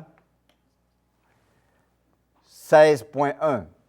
Dépôt du certificat de la tenue du registre conformément à l'article 553 de la loi sur les élections et les référendums dans les municipalités du règlement numéro 29-B-5 fixant à 10 millions de dollars pour l'année 2014 le montant maximal des dépenses relatives à la loi sur les immeubles industriels municipaux. Alors, ça se fait chaque année, si je me souviens bien, depuis plusieurs années au moins. C'est des précautions pour accélérer le processus au cas où on aurait besoin d'un gros montant d'argent pour l'établissement d'une industrie dans le secteur de la municipalité. Ça ne veut pas dire qu'on emprunte 10 millions, je ne veux pas que personne là. C'est avoir l'autorité pour accélérer, pour ne pas perdre une occasion si nécessaire. Est-ce que je suis correct? Vous êtes correct, M. le maire suppléant. Si vous deviez faire un investissement de l'ordre de 10 millions, même à l'intérieur de ce cadre-là, vous devriez de toute façon revenir avec un règlement d'emprunt. On se rappelle de ça. C'est ça. On se rappelle de ça. Donc, la population serait informée. Alors, c'est la première étape pour sauver du temps. C'est ça. Alors, j'aimerais avoir un proposeur pour ça, M. Drolette. On parle de construction possible, encore une fois. Alors, je vous regarde. Appuyé par M. Lévesque. 16.2. Adoption du règlement numéro 11-2 2014 intitulé « Règlement concernant la municipalisation des chemins ». On a parlé de ce règlement-là. C'est la dernière fois. Il va être définitif avec ça, avec l'adoption? Oui, c'est bien ça, monsieur. Alors, on a parlé, il s'agit des chemins privés qui, on a demandé à l'occasion de les municipaliser, c'est-à-dire que la ville, la municipalité en prennent la responsabilité. On a fait un règlement là-dessus qui a été présenté la semaine dernière et longuement, le mois dernier, et longuement discuté. C'est en lecture finale. Tout est dans l'ordre. Alors, si on propose ce soir, Mme Ferland propose l'adoption de ce règlement-là et Mme Blouin l'appuie. Est-ce que tout le monde est d'accord? Oui. Alors, c'est adopté.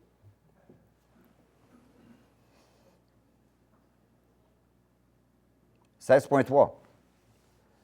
Adoption du règlement numéro 6-F-5 2014 ayant pour objet de favoriser la mise en place des mesures pour stimuler la revitalisation de la vocation résidentielle en déclin dans un ou des secteurs restreints de son territoire et d'instaurer le programme de rénovation Québec-Ville-Quaticook. Est-ce que quelqu'un peut me rappeler... Madame Lagraffière, juste de remémorer tout le monde parce que je vais être sûr qu'on se comprend là-dessus. Là. Oui, il s'agit ici du règlement là, pour mettre en place le programme pour la rénovation des bâtisses du secteur Saint-Marc et Saint-Jean-Baptiste. Alors, les gens qui voudront présenter un projet pourront le faire dans le cadre de M. l'urbaniste pour pouvoir rénover leur maison là, qui est en déclin ou qui nécessiterait une rénovation. Saint-Edmond, je dis. Oui, c'est Saint-Edmond. Bien, Saint-Edmond, Saint-Edmond. C'est le programme qu'on avait l'année passée. Puis qu'on oui, c'est le même. Puis il était très populaire, puis on a eu des demandes. Exactement. On a mis d'autres argent, reçu d'autres argent en fonction de ça. C'est bien ça. Ça fait ça. Alors, c'est pour l'année 2014. Oui. Les gens qui ont des projets en tête de rénover leur bâtiment dans ces secteurs-là peuvent s'adresser directement au service d'urbanisme de la Ville pour avoir tous les détails du programme, puis de connaître également la façon dont les sommes vont être attribuées, là. Est-ce que c'est des bâtisses à logement seulement ou c'est toutes les bâtisses? Ce sont les propriétaires qui doivent s'adresser à la Ville. Les propriétaires. Oui, c'est ça. OK. Évidemment, lorsqu'on parle de ça, je regarde toujours M. Drolet, qui est je sais que c'est un TAB, la construction, et une de ses responsabilités, entre autres. Alors, puis-je compter sur vous pour la proposer? Vous devriez me voir aller avec un marteau. Vous proposez, M. Drolet? Oui, certainement. Vous secondez, M. Lévesque. Alors, c'est adopté. Adoption du règlement, il y en a dormi de ça ce soir. Adoption du règlement numéro 6-B11 2014, abrogeant et remplaçant le règlement numéro 6-B-10 de 2012, permettant au Conseil d'établir un programme d'aide sous forme de crédit de taxes foncières générales et de subventions directes. Alors, si je me souviens bien, c'est pour aider les industries, ça, qui s'installent ou qui font des projets nouveaux. Voulez-vous l'expliquer un peu plus en détail pour qu'on se comprenne toute la gang? C'est une adoption finale de cette affaire-là. Oui, donc il y a deux volets. Un volet qui existait déjà, qui est l'aide financière directe au commerce, services, tout ça, pour les agrandissements ou les nouvelles constructions seulement. Donc, ça vient compenser une partie de l'augmentation de la taxe foncière générale qui résulte de l'augmentation de la valeur d'une propriété suite à une construction ou une rénovation. Et c'est la même chose au niveau industriel. Donc, à ce moment-là, c'est un crédit de taxe de 5 ans à 100 % de l'augmentation de la valeur. Donc, ces programmes-là ont pour but de stimuler le développement et la construction. On sait que ce sont des... Lorsque les valeurs foncières augmentent, bien, c'est des revenus supplémentaires pour la Ville.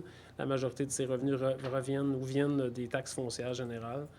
Donc, ce crédit-là vient annuler, si on peut dire, l'augmentation de la taxe et de la perception de la taxe, mais pendant un certain nombre d'années. Évidemment, la construction va être là pour à long terme, 40 on est ans. Très, très gagnant, monsieur. En plus, dans certains cas, on crée des emplois, etc. Exactement. Alors, j'aurais besoin de quelqu'un pour proposer. M. Mador propose. M. Lévesque, seconde. C'est adopté.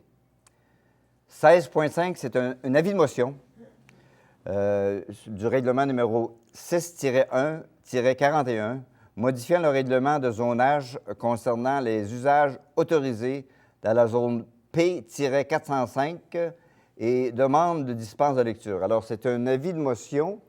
Est-ce qu'on doit expliquer un petit peu qu'est-ce que c'est l'avis de motion? Oui. Cet avis-là, c'est-à-dire? Oui, donc cet avis de motion-là a pour but éventuellement d'adopter un règlement qui va venir retirer des usages très précis de la zone où est située la vieille gare actuellement. On sait qu'une gare, par l'usage même d'une gare, il y avait des niveaux de contamination parce qu'il y avait du transport de matière qui pouvait contaminer les terrains, etc. Le niveau de contamination pour le secteur de la vieille gare, il y a un certain niveau qui est acceptable, très acceptable pour certains usages, comme les usages commerciaux, industriels, etc., mais qui n'est pas acceptable pour des usages plus sensibles comme le résidentiel, les centres de petite enfance, tout ce qui touche à la santé, par exemple. Donc, il s'agit de retirer ces usages-là de la zone et il n'y aura aucune obligation par la suite de décontaminer plus que le niveau qui est actuel. Et ceci va nous permettre de finaliser un contrat, je pense. Peut-être. Peut-être. Alors, c'est un step vis-à-vis de l'espoir de finaliser le contrat de vente de la gare. Oui, mais d'une manière ou d'une autre, c'est également une procédure qui va nous rassurer par rapport à la nécessité de décontaminer le site, au-delà de ce qui a déjà été fait. OK. Alors, j'aurais besoin de quelqu'un qui donne l'avis de motion, c'est ça, la procédure, pour être sûr que je ne manque pas mon coup? Mme Ferland donne l'avis de motion pour l'item 16.5.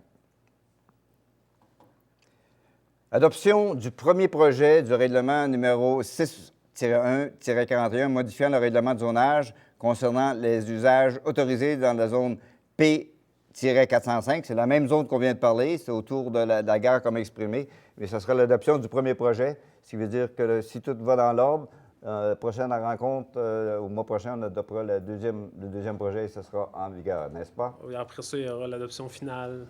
Oui, c'est vrai. Oui, c'est très long. OK, c'est très long. Alors, première étape, j'ai besoin d'une proposition. Mme Blouin, c'est à votre tour d'appuyer Mme Blouin, Mme Ferland. 16.7. Un autre avis de motion du règlement numéro 2-7-2014, cette fois, pour l'adoption du Code d'éthique et de déontologie des élus de la Ville de Quaticook en raison des élections générales de 2013 et demande de dispense de lecture. Alors, ce Code d'éthique-là doit être réadopté après chaque élection, si je comprends bien, Mme Lagraffière. C'est un Code d'éthique qu'on connaît, nous, les anciens, qu'on a adopté déjà et que vous êtes familiers avec les nouvelles conseillères, devrais-je dire. Alors, c'est un avis de motion. Monsieur Lévesque dépose l'avis de motion. Ou fait l'avis de motion. 16.8. Avis de motion du règlement numéro 12-5 RM 330-2014, abrogeant et remplaçant le règlement numéro 12-5 RM 330-2013, relatif au stationnement et demandant de dispense de lecture. Explication. En fait, je vous amène à la motion ce soir parce que j'aurais besoin encore de procéder à une modification de notre règlement pour le stationnement. C'est surtout pour intégrer la nouveauté, en fait, pour les stationnements publics, pour permettre de se stationner là plus longtemps quand on va, mettons, dans les veillées, dans les bars, là, pour permettre le prolongement après 3 heures le matin dans nos stationnements publics. C'est du raffinement de nos règlements de stationnement actuels qu'on a appris à travers les années, l'amélioration qu'on peut faire. Et on en a discuté d'ailleurs. L'objectif est d'éviter, dans le fond, que des gens reprennent leur véhicule alors qu'ils voudraient simplement bien nager et laisser leur véhicule dans le stationnement. Donc, au lieu qu'ils veulent absolument déplacer leur véhicule puis à ce moment-là conduire dans un état qui n'est pas acceptable dans notre société, bien, on va leur désigner des zones où ça va être possible de stationner de façon prolongée, même s'il y a des tempêtes, etc. On s'améliore toujours. On améliore la qualité de vie de nos citoyens toujours. C'est ce qu'on essaie de faire. C'est ça qu'on est élu pour, devrais-je dire. Alors, j'ai besoin de quelqu'un qui me donne cette avis de motion-là. Monsieur Drolet.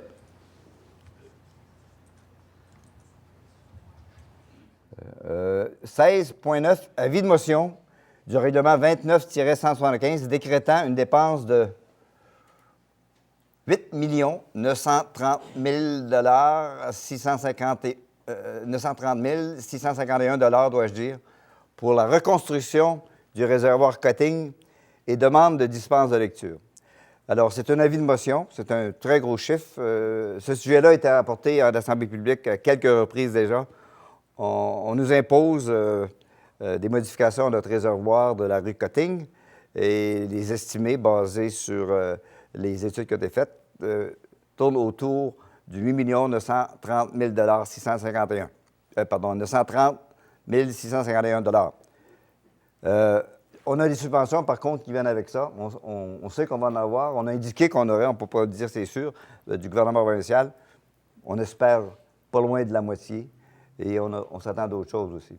Alors, c'est un avis de motion. J'aurais besoin de quelqu'un pour... Monsieur Drolette, avis de motion.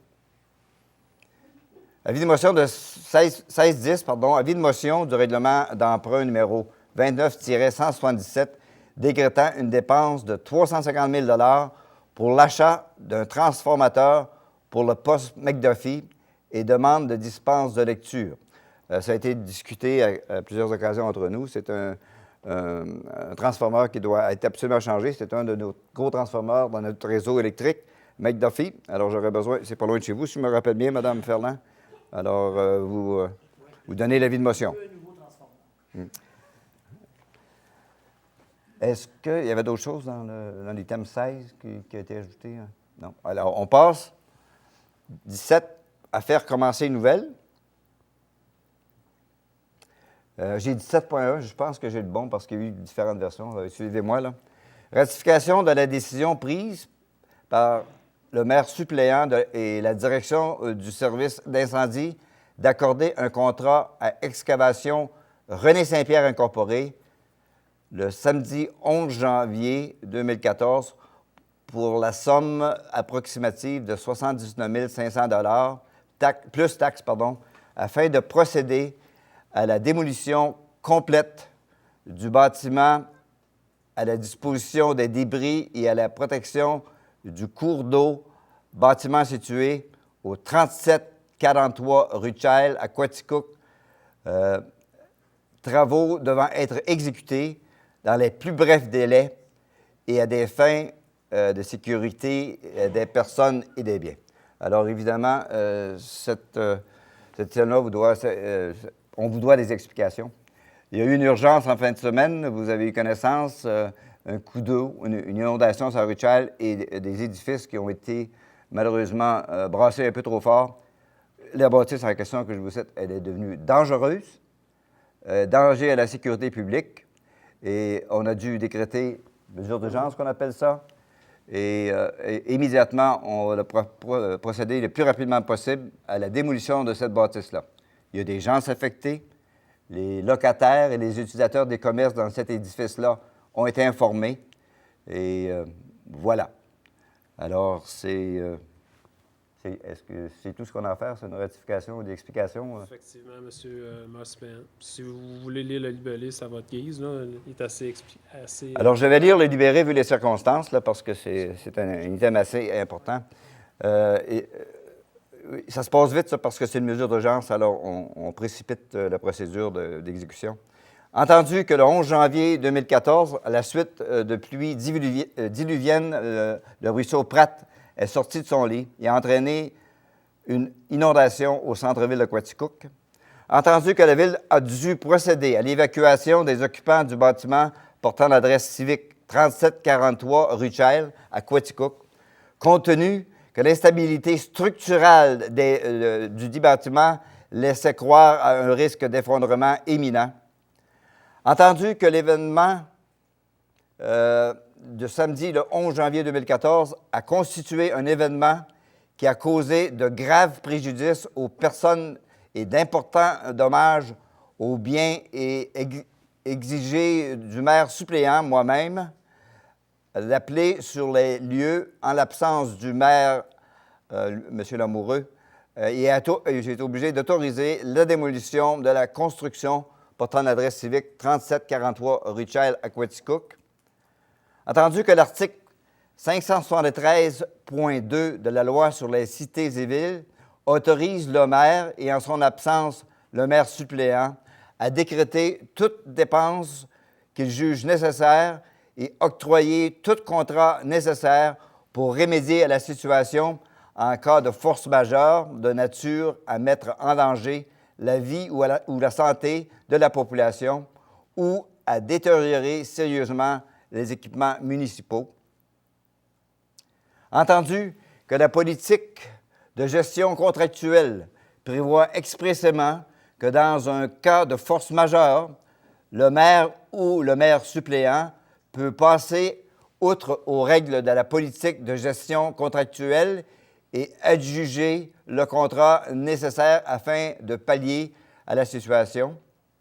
Entendu que la situation précaire du dit bâtiment était bien documentée, puisque le 8 janvier 2014, la firme conseil EXP, mandatée afin d'analyser la consolidation de la fondation du 3743 rue Child à Quaticook, avait conclu qu'il était impossible de garantir la sécurité des occupants du bâtiment lors de la prochaine crue occasionnée par la fonte de la neige au printemps 2014. Entendu que ce rapport faisait suite à un rapport d'expertise de l'ingénieur Labrec de février 2012 qui soulevait l'état de dégradation avancée du bâtiment. Attendu que l'évacuation prononcée le 11 janvier 2014 faisait suite à 2 autres évacuations à des fins de sécurité qui ont eu lieu en décembre 2010 et en mars 2011. Pardon? Mai 2011, je m'excuse. Attendu que l'ensemble des conditions identifiées par les experts annonçant une situation d'effondrement imminente ont été réunies les jours derniers, d'autant plus que le temps doux qui prévaut annonce une fonte des neiges encore. Attendu qu'en vertu de l'article 40,5, paragraphe 5, de la loi sur la sécurité incendie, le directeur du service de protection incendie peut autoriser la démolition d'une construction pour empêcher la survenance d'un sinistre.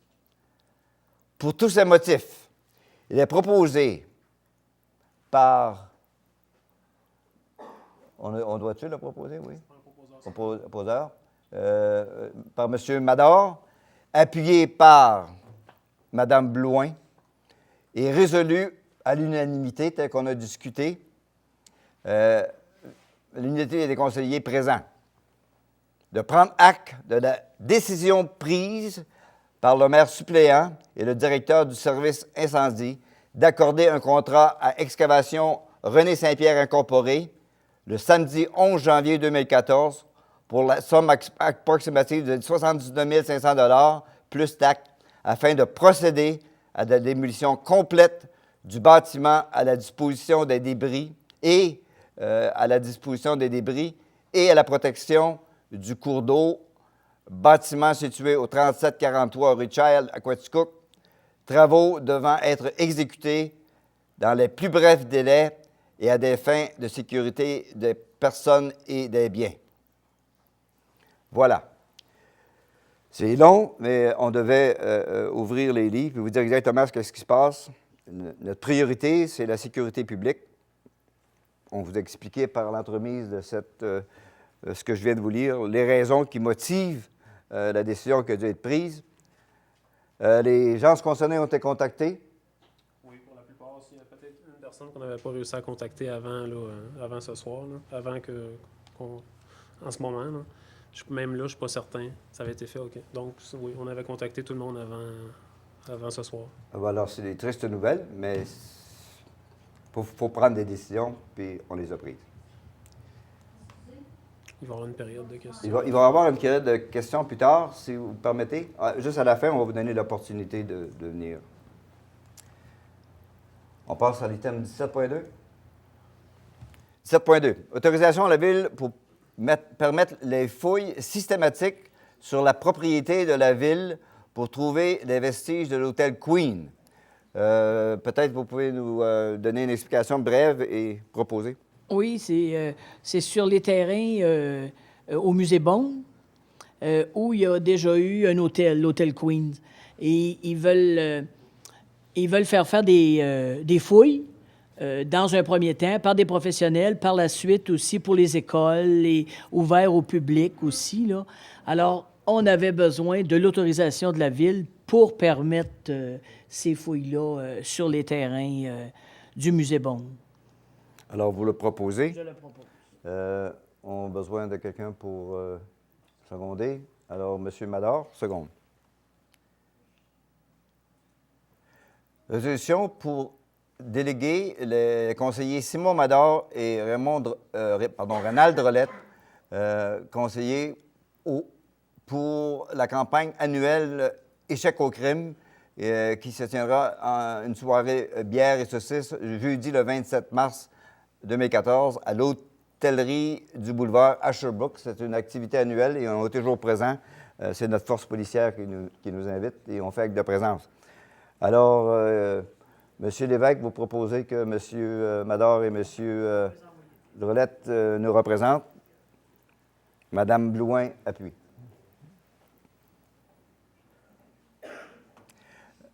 17.4, acceptation de la plus basse soumission conforme pour l'analyse de l'eau potable, des eaux usées et eaux de piscine, soit celle de la compagnie laboratoire Environex, pour une durée de 5 ans, au montant de 27 608,38 $, taxes incluses. Alors, c'est un contrat qu'on... Pardon? C'est pour l'ensemble des 5 années. C'est pour 5 ans, ce contrat-là. Alors, c'est la soumission. Alors, j'aurais besoin de quelqu'un pour proposer. Monsieur Lévesque, Madame Blouin, appuie. 17.5. Acceptation de la plus basse soumission conforme pour l'inspection des Bonnefontaines, soit celle de la compagnie Aquatech, pour une durée de 5 ans également, au montant de 40 452 $21, taxes incluses. Alors, c'est la même chose. C'est des contrats qui doivent se renouveler pour inspecter nos Bonnefontaines. Madame Ferland propose. Monsieur Drolette appuie. Y avait-il d'autres choses avant de passer à la période de questions? On a tout passé à travers. Alors, j'ouvre encore le plancher à l'audience. Oui. Alors, je passe à l'item 18, période de questions. On ouvre de nouveau s'il y a des gens qui veulent nous poser des questions à ce stage-ci avant de clore la séance de ce soir. Est-ce qu'il y a des gens qui veulent s'adresser? La procédure est la même. Pour vous présenter au micro, vous identifiez ainsi que votre adresse et vous essayez d'être aussi bref et aussi poli que possible. Madame. Bonjour. Je suis Madame Germain. Je demeure au 164 Saint-Jean-Baptiste. Je voudrais avoir plus d'informations concernant ce bâtiment-là qui a été réparé. Est-ce que c'est celui qui a été réparé il y a quelques années? Celui qu'on a parlé tout à l'heure? Oui, de démolir? Non, il n'a pas été réparé les dernières années. On a demandé qu'il soit réparé. OK, mais il n'avait pas été réparé. Il n'a pas été réparé. Les réparations n'auraient pas été faites. Alors, on se préparait à prendre des mesures de toute façon avant que cet incident-là arrive. Puis, excusez, il a été affaibli. Ça a été affaibli par des coups de pelle qui ont été donnés dans les glaces? Oh, non. Oui, absolument pas. Ça fait longtemps qu'on avait des problèmes. Il avait été affaibli à la suite d'événements passés. C'est une question de structure du mur, dans le fond. Parce que le mur est bâti d'une façon où, par l'écoulement de l'eau, il se... Comment je peux dire ça? Il se désagrège ou il se mange par en dessous. Là. Donc, la fondation n'est pas assez profonde, on n'est pas en dessous du lit du ruisseau. OK. Donc, à ce moment-là, il y a on dit ça, un effouillement? Un affaissement. Un affouillement. Il y a un affouillement sous le mur qui se fait progressivement avec le temps. Évidemment, les plus gros coups d'eau entraînent un plus grand affouillement. Puis éventuellement, bien, comme le mur n'est pas bien construit et qu'il constitue à cet endroit-là et le mur du ruisseau et la fondation de l'édifice, bien, c'est ce qui est arrivé. Là. Ça avait été identifié depuis une couple d'années. On avait mentionné, on avait demandé que les travaux soient faits de façon formelle et n'ont jamais été faits, n'est-ce pas? Oui, et la Ville avait également pris des mesures légales. Vous veniez d'obtenir dans la dernière année une ordonnance vous permettant de faire des travaux correctifs aux frais du propriétaire. Et le rapport d'ingénieur qui devait mener à des travaux de rénovation ou de démolition, selon le cas, il vous était soumis avec l'Assemblée de ce soir, avec une recommandation. Par contre, durant la fin de semaine, il est arrivé le coup d'eau que vous avez mentionné dans la résolution tout à l'heure, et c'est ça qui précipite, dans le fond, les choses aujourd'hui. Est-ce qu'il y a d'autres questions de l'audience? Moi, je voudrais demander à la Ville une meilleure gestion des embarques. Là. Ici, au centre-ville, il y a un problème de pain de glace, que j'appelle, là, de la glace massive, OK? Et quand vous cassez à quelque part, c'est évident que ceux qui sont plus bas, je veux dire, vont subir des conséquences. Comme M. Morin disait, ils ne peuvent pas casser, là. M. Lamontagne disait qu'il demandait que lui, ça soit cassé dans son coin. Puis si on regarde la distance entre M. Lefebvre et M. Lamontagne, et moi qui suis située entre les deux, de toute façon, s'ils se permettent de casser chez M. Lefebvre, ils devraient pouvoir le faire chez M. Lamontagne, qui ne devrait pas se ramasser avec des embars. Comme moi, j'ai reçu une inondation, le centre-ville était déjà vidé, puis la seule chose que j'ai vue entre les deux, c'est qu'ils cassaient toujours des glaces chez M. Lefebvre. Alors, il y a des glaces qui sont venues s'ajouter sur le pain de glace que j'avais. plus la quantité d'eau. Puis là, je me suis ramassée avec une inondation que j'aurais dû pas recevoir. Et là, je demande aussi officiellement que la Caisse populaire se retire du cours d'eau. Je l'ai demandé depuis 2009. Ce n'est pas fait. Vous êtes obligés de venir casser régulièrement la glace dans mon coin. Ça endommage les berges. Ça crée des embâcles. Alors, je demande aussi, au 12.5, vous disiez que vous allez demander à la MRC de procéder, je veux dire, à l'aménagement du ruisseau Prat. Moi, je demande qu'on voit les ingénieurs qui sont impliqués là-dedans le plus vite possible pour que nous, en tant que propriétaires, on puisse identifier vraiment les problèmes, ce qui n'a pas été fait. Ça fait partie de l'étude. Avant de faire des plans et devis, il faut commencer par questionner les propriétaires pour connaître les problèmes, puis après ça, on dit aux ingénieurs, bien maintenant que vous avez toutes les données qu'il faut, ça fait, on va économiser de l'argent pour tout le monde, puis des problèmes. Moi, je demande, s'il vous plaît, en raison de l'urgence, puis comme vous avez dit, annonce toujours du beau temps, là. Je vais éviter qu'il y ait une autre inondation. Je vais demander officiellement à la Caisse populaire de se retirer le plus tôt possible, ou je vais demander à la MRC d'exiger qu'ils sortent de là. Depuis 2009, j'ai demandé. Depuis 2007, ils sont rentrés dans le cours d'eau. Ils n'avaient pas à rentrer là. Et ça, c'est un problème de la ville, de la MRC et de l'environnement.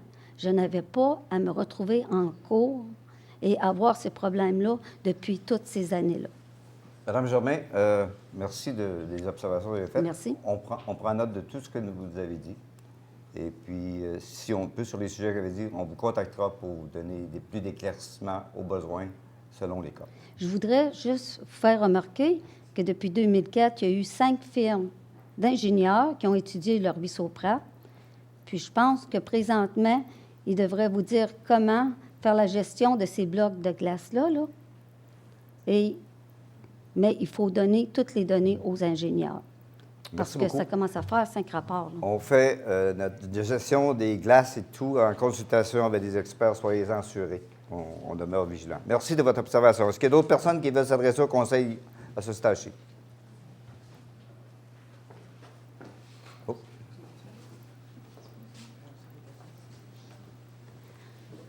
Bonjour, M. Marcoux. Bonjour, les conseillers. Maryse Carbonneau du journal La Tribune. Je veux simplement être sûre que j'ai bien entendu quand vous avez parlé vous avez lu votre libellé, à savoir que le 8 janvier 2014, est-ce que c'est bien la date, la firme EXP avait conclu que c'était impossible d'assurer la sécurité des occupants du bâtiment en devenant une prochaine crue des eaux ou un prochain coup des eaux. Est-ce que je vous ai bien compris ou si je vous ai mal compris? Vous avez bien compris. Le 8 novembre, le rapport nous a été signé par la firme qu'on avait engagée. Et nous avait donné un avertissement. Le 8 janvier, pardon, je m'excuse. 8 janvier 2012? 2014? 2014. Donc, 3 jours avant le sinistre? Oui. Vous étiez au courant que... C'est pour ça qu'on a évacué sans hésitation, mais il nous disait avant le dégel printanier du mois de mars. On nous avait donné, je pense, qu'au mois de mars, il était recommandé ce moment, 1er mars. Alors, c'est des choses... On donnait jusqu'au 1er mars pour faire les travaux correctifs ou la démolition de l'immeuble. Donc, la raison pour laquelle on a évacué les immeubles, c'est parce qu'il arrivait l'événement, un des événements qui était annoncé comme étant pouvant engendrer un problème. Sachant avec les conditions climatiques qui prévalaient le samedi et qui ont commencé très tôt et dont tout le monde parlait et a parlé toute la journée. Bien, Maryse, Mme Carbonneau, à 14h30, on a fait une inspection, il n'y avait rien. À 15h, on a fait une inspection, il n'y avait rien. À 16h ou 16h, je ne sais pas l'heure exacte, il y a un embâcle qui se forme. Et là, oups, le problème survient très spontanément. Immédiatement, dans les 5-10 minutes qui ont suivi, les immeubles ont été évacués. On n'aurait pas évacué des immeubles à vitam aeternam par précaution, là. Il fallait le faire en fonction des événements exacts qui allaient se produire. On n'avait pas de recommandation des ingénieurs d'évacuer les immeubles immédiatement. C'est en fonction d'événements survenir. Donc, un événement qui se produit dans le ruisseau Prat, c'est extrêmement soudain. Aussitôt que l'événement s'est produit, les immeubles ont été évacués et on est obligé à ne pas les réintégrer, malgré des critiques qui peuvent survenir. Donc, à 15h45, vous prouvez qu'on était alerte, qu'on avait reçu le rapport du 8 janvier. J'étais en train de regarder exactement le ruisseau Prat et tout me semblait dans l'ordre, à 15h45. Alors, c'est arrivé très rapidement. il y avait des yeux qui regardaient ça, du mieux qu'on peut. Et dès que c'est arrivé, l'ordre d'évacuation a été donné. Pourquoi ça a été évacué? Parce que, justement, on voulait prendre absolument aucune chance sur la solidité du bâtiment. Excellent. Merci beaucoup. D'autres personnes qui veulent s'adresser au conseil? Bonsoir. Michel Masson, 308 Saint-Edmond, à Quaticook. Je travaille au bureau de M. Dumont, qui est exactement le bâtiment en question qui va se faire démolir. On est obligé de se revirer assez vite, merci. C'est le cas de dire qu'on se vire sur un dissous. La raison, ce soir, nous, on l'a appris seulement que ce soir que le bâtiment serait démoli dans les prochains jours. On est obligé de déménager mercredi. Selon de la manière que vous parlez, c'est que vous saviez quand même samedi que vous aviez dans l'intention de démolir le bâtiment. Bien, c'est ça, en tout cas, comme c'est marqué là, ce que j'ai compris, puis que je pense qu'il y en a d'autres qui ont compris. Là, on se demandait, on a commencé, moi et M. Dumont, aujourd'hui, on a quand même, on se revire assez vite, on a quand même fait le tour pour avoir des commerces ici en ville. Ça nous prend pas trop petit, mais pas trop grand non plus. Ma question ce soir, c'est parce qu'on a essayé de rejoindre Vincent dans la journée aujourd'hui, parce qu'on sait que vous étiez quand même, tu étais déjà débordé en assemblée et tout. Oui. Et on se demandait, dans l'éventualité, si jamais demain on a deux autres locaux à aller voir, si ça ne fonctionne pas. Je sais que mercredi, on a quand même les déménageurs qui arrivent sur place pour nous à 8 heures. Si ce n'est pas possible à 8 heures, j'aimerais que Shirley m'avertisse, parce qu'ils en ont pour la journée à faire le déménagement, parce que vous savez, dans un bureau de comptable, il y a quand même beaucoup de classeurs, beaucoup de papiers. Et on se demandait, en attendant, si le local de Service Canada serait disponible pour nous. Bien, je vous dirais, pour votre localisation, il faut quand même respecter les entrepreneurs privés qu'il y a sur le territoire. Là. Il y a des promoteurs qui ont probablement des locaux. Moi, je vous invite, si vous ne l'avez pas déjà fait aujourd'hui, c'est ce qu'on a fait aujourd'hui. À parler avec Julie Favreau, la responsable, la directrice à rue principale. Elle a des listes de locaux disponibles. Je pense qu'il faut commencer par là avant d'arriver et de dire... La liste qui est sur le Centre local de développement, CLD, ça a tout été épluché. Il nous en reste 2 à aller visiter demain. Parce que ça nous prend approximativement, peut-être à peu près, peut-être 1000 pieds carrés, mais c'est selon les coûts aussi et tout. Ouais. Puis, parce qu'on a été en voir aujourd'hui, sont faits sur la longueur, mais c'est pas assez large. Donc, c'est comme, ça peut pas fonctionner pour nous.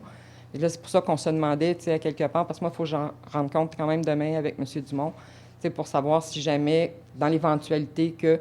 Parce qu'on s'est fait offrir d'entreposer toutes nos choses, mais c'est que si on entrepose, on est obligé de refaire un autre déménagement, puis nous autres, la période d'impôt, on est dedans, là. Puis on avait des dossiers quand même qu'il fallait que ça ait sorti pour le 15, puis le 15, on va être obligé de déménager nos affaires.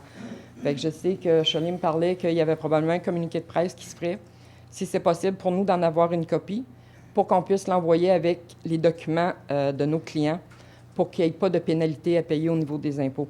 Au niveau du Canada, receveur général du Canada, on n'a pratiquement pas de problème là-dessus, mais c'est surtout avec Revenu Québec, parce que c'est eux autres qui sont les plus gourmands. On peut faire ça facilement. Il y a une copie de... Oui, on peut faire ça, le communiqué de presse. C'est que vous allez pouvoir nous donner une copie. Oui, définitivement, en vous adressant à Charlie Lavertu. OK, c'est bon. Demain, il y a possibilité de vous rejoindre aussi au bureau si jamais il y a quelque chose. Je devrais être rejoignable quelque part dans la journée. C'est beau. Bien, je vous remercie beaucoup. OK. Est-ce qu'il y a d'autres personnes qui veulent s'adresser au conseil avant qu'on fasse la clôture de l'Assemblée? Conseiller, conseillère, d'autres points? C'est quoi la tradition pour la clôture? C'est les deux plus vieux. Les deux plus anciens, si je ne me trompe pas. Là, on a des problèmes. Là. Monsieur Drolette, est-ce que vous voyez la clôture de l'Assemblée? Bien sûr. Est-ce que M. Mador, pardon, M. Lévesque, je m'excuse pour seconder la clôture? Alors, nous déclarons la réunion terminée pour janvier 2014.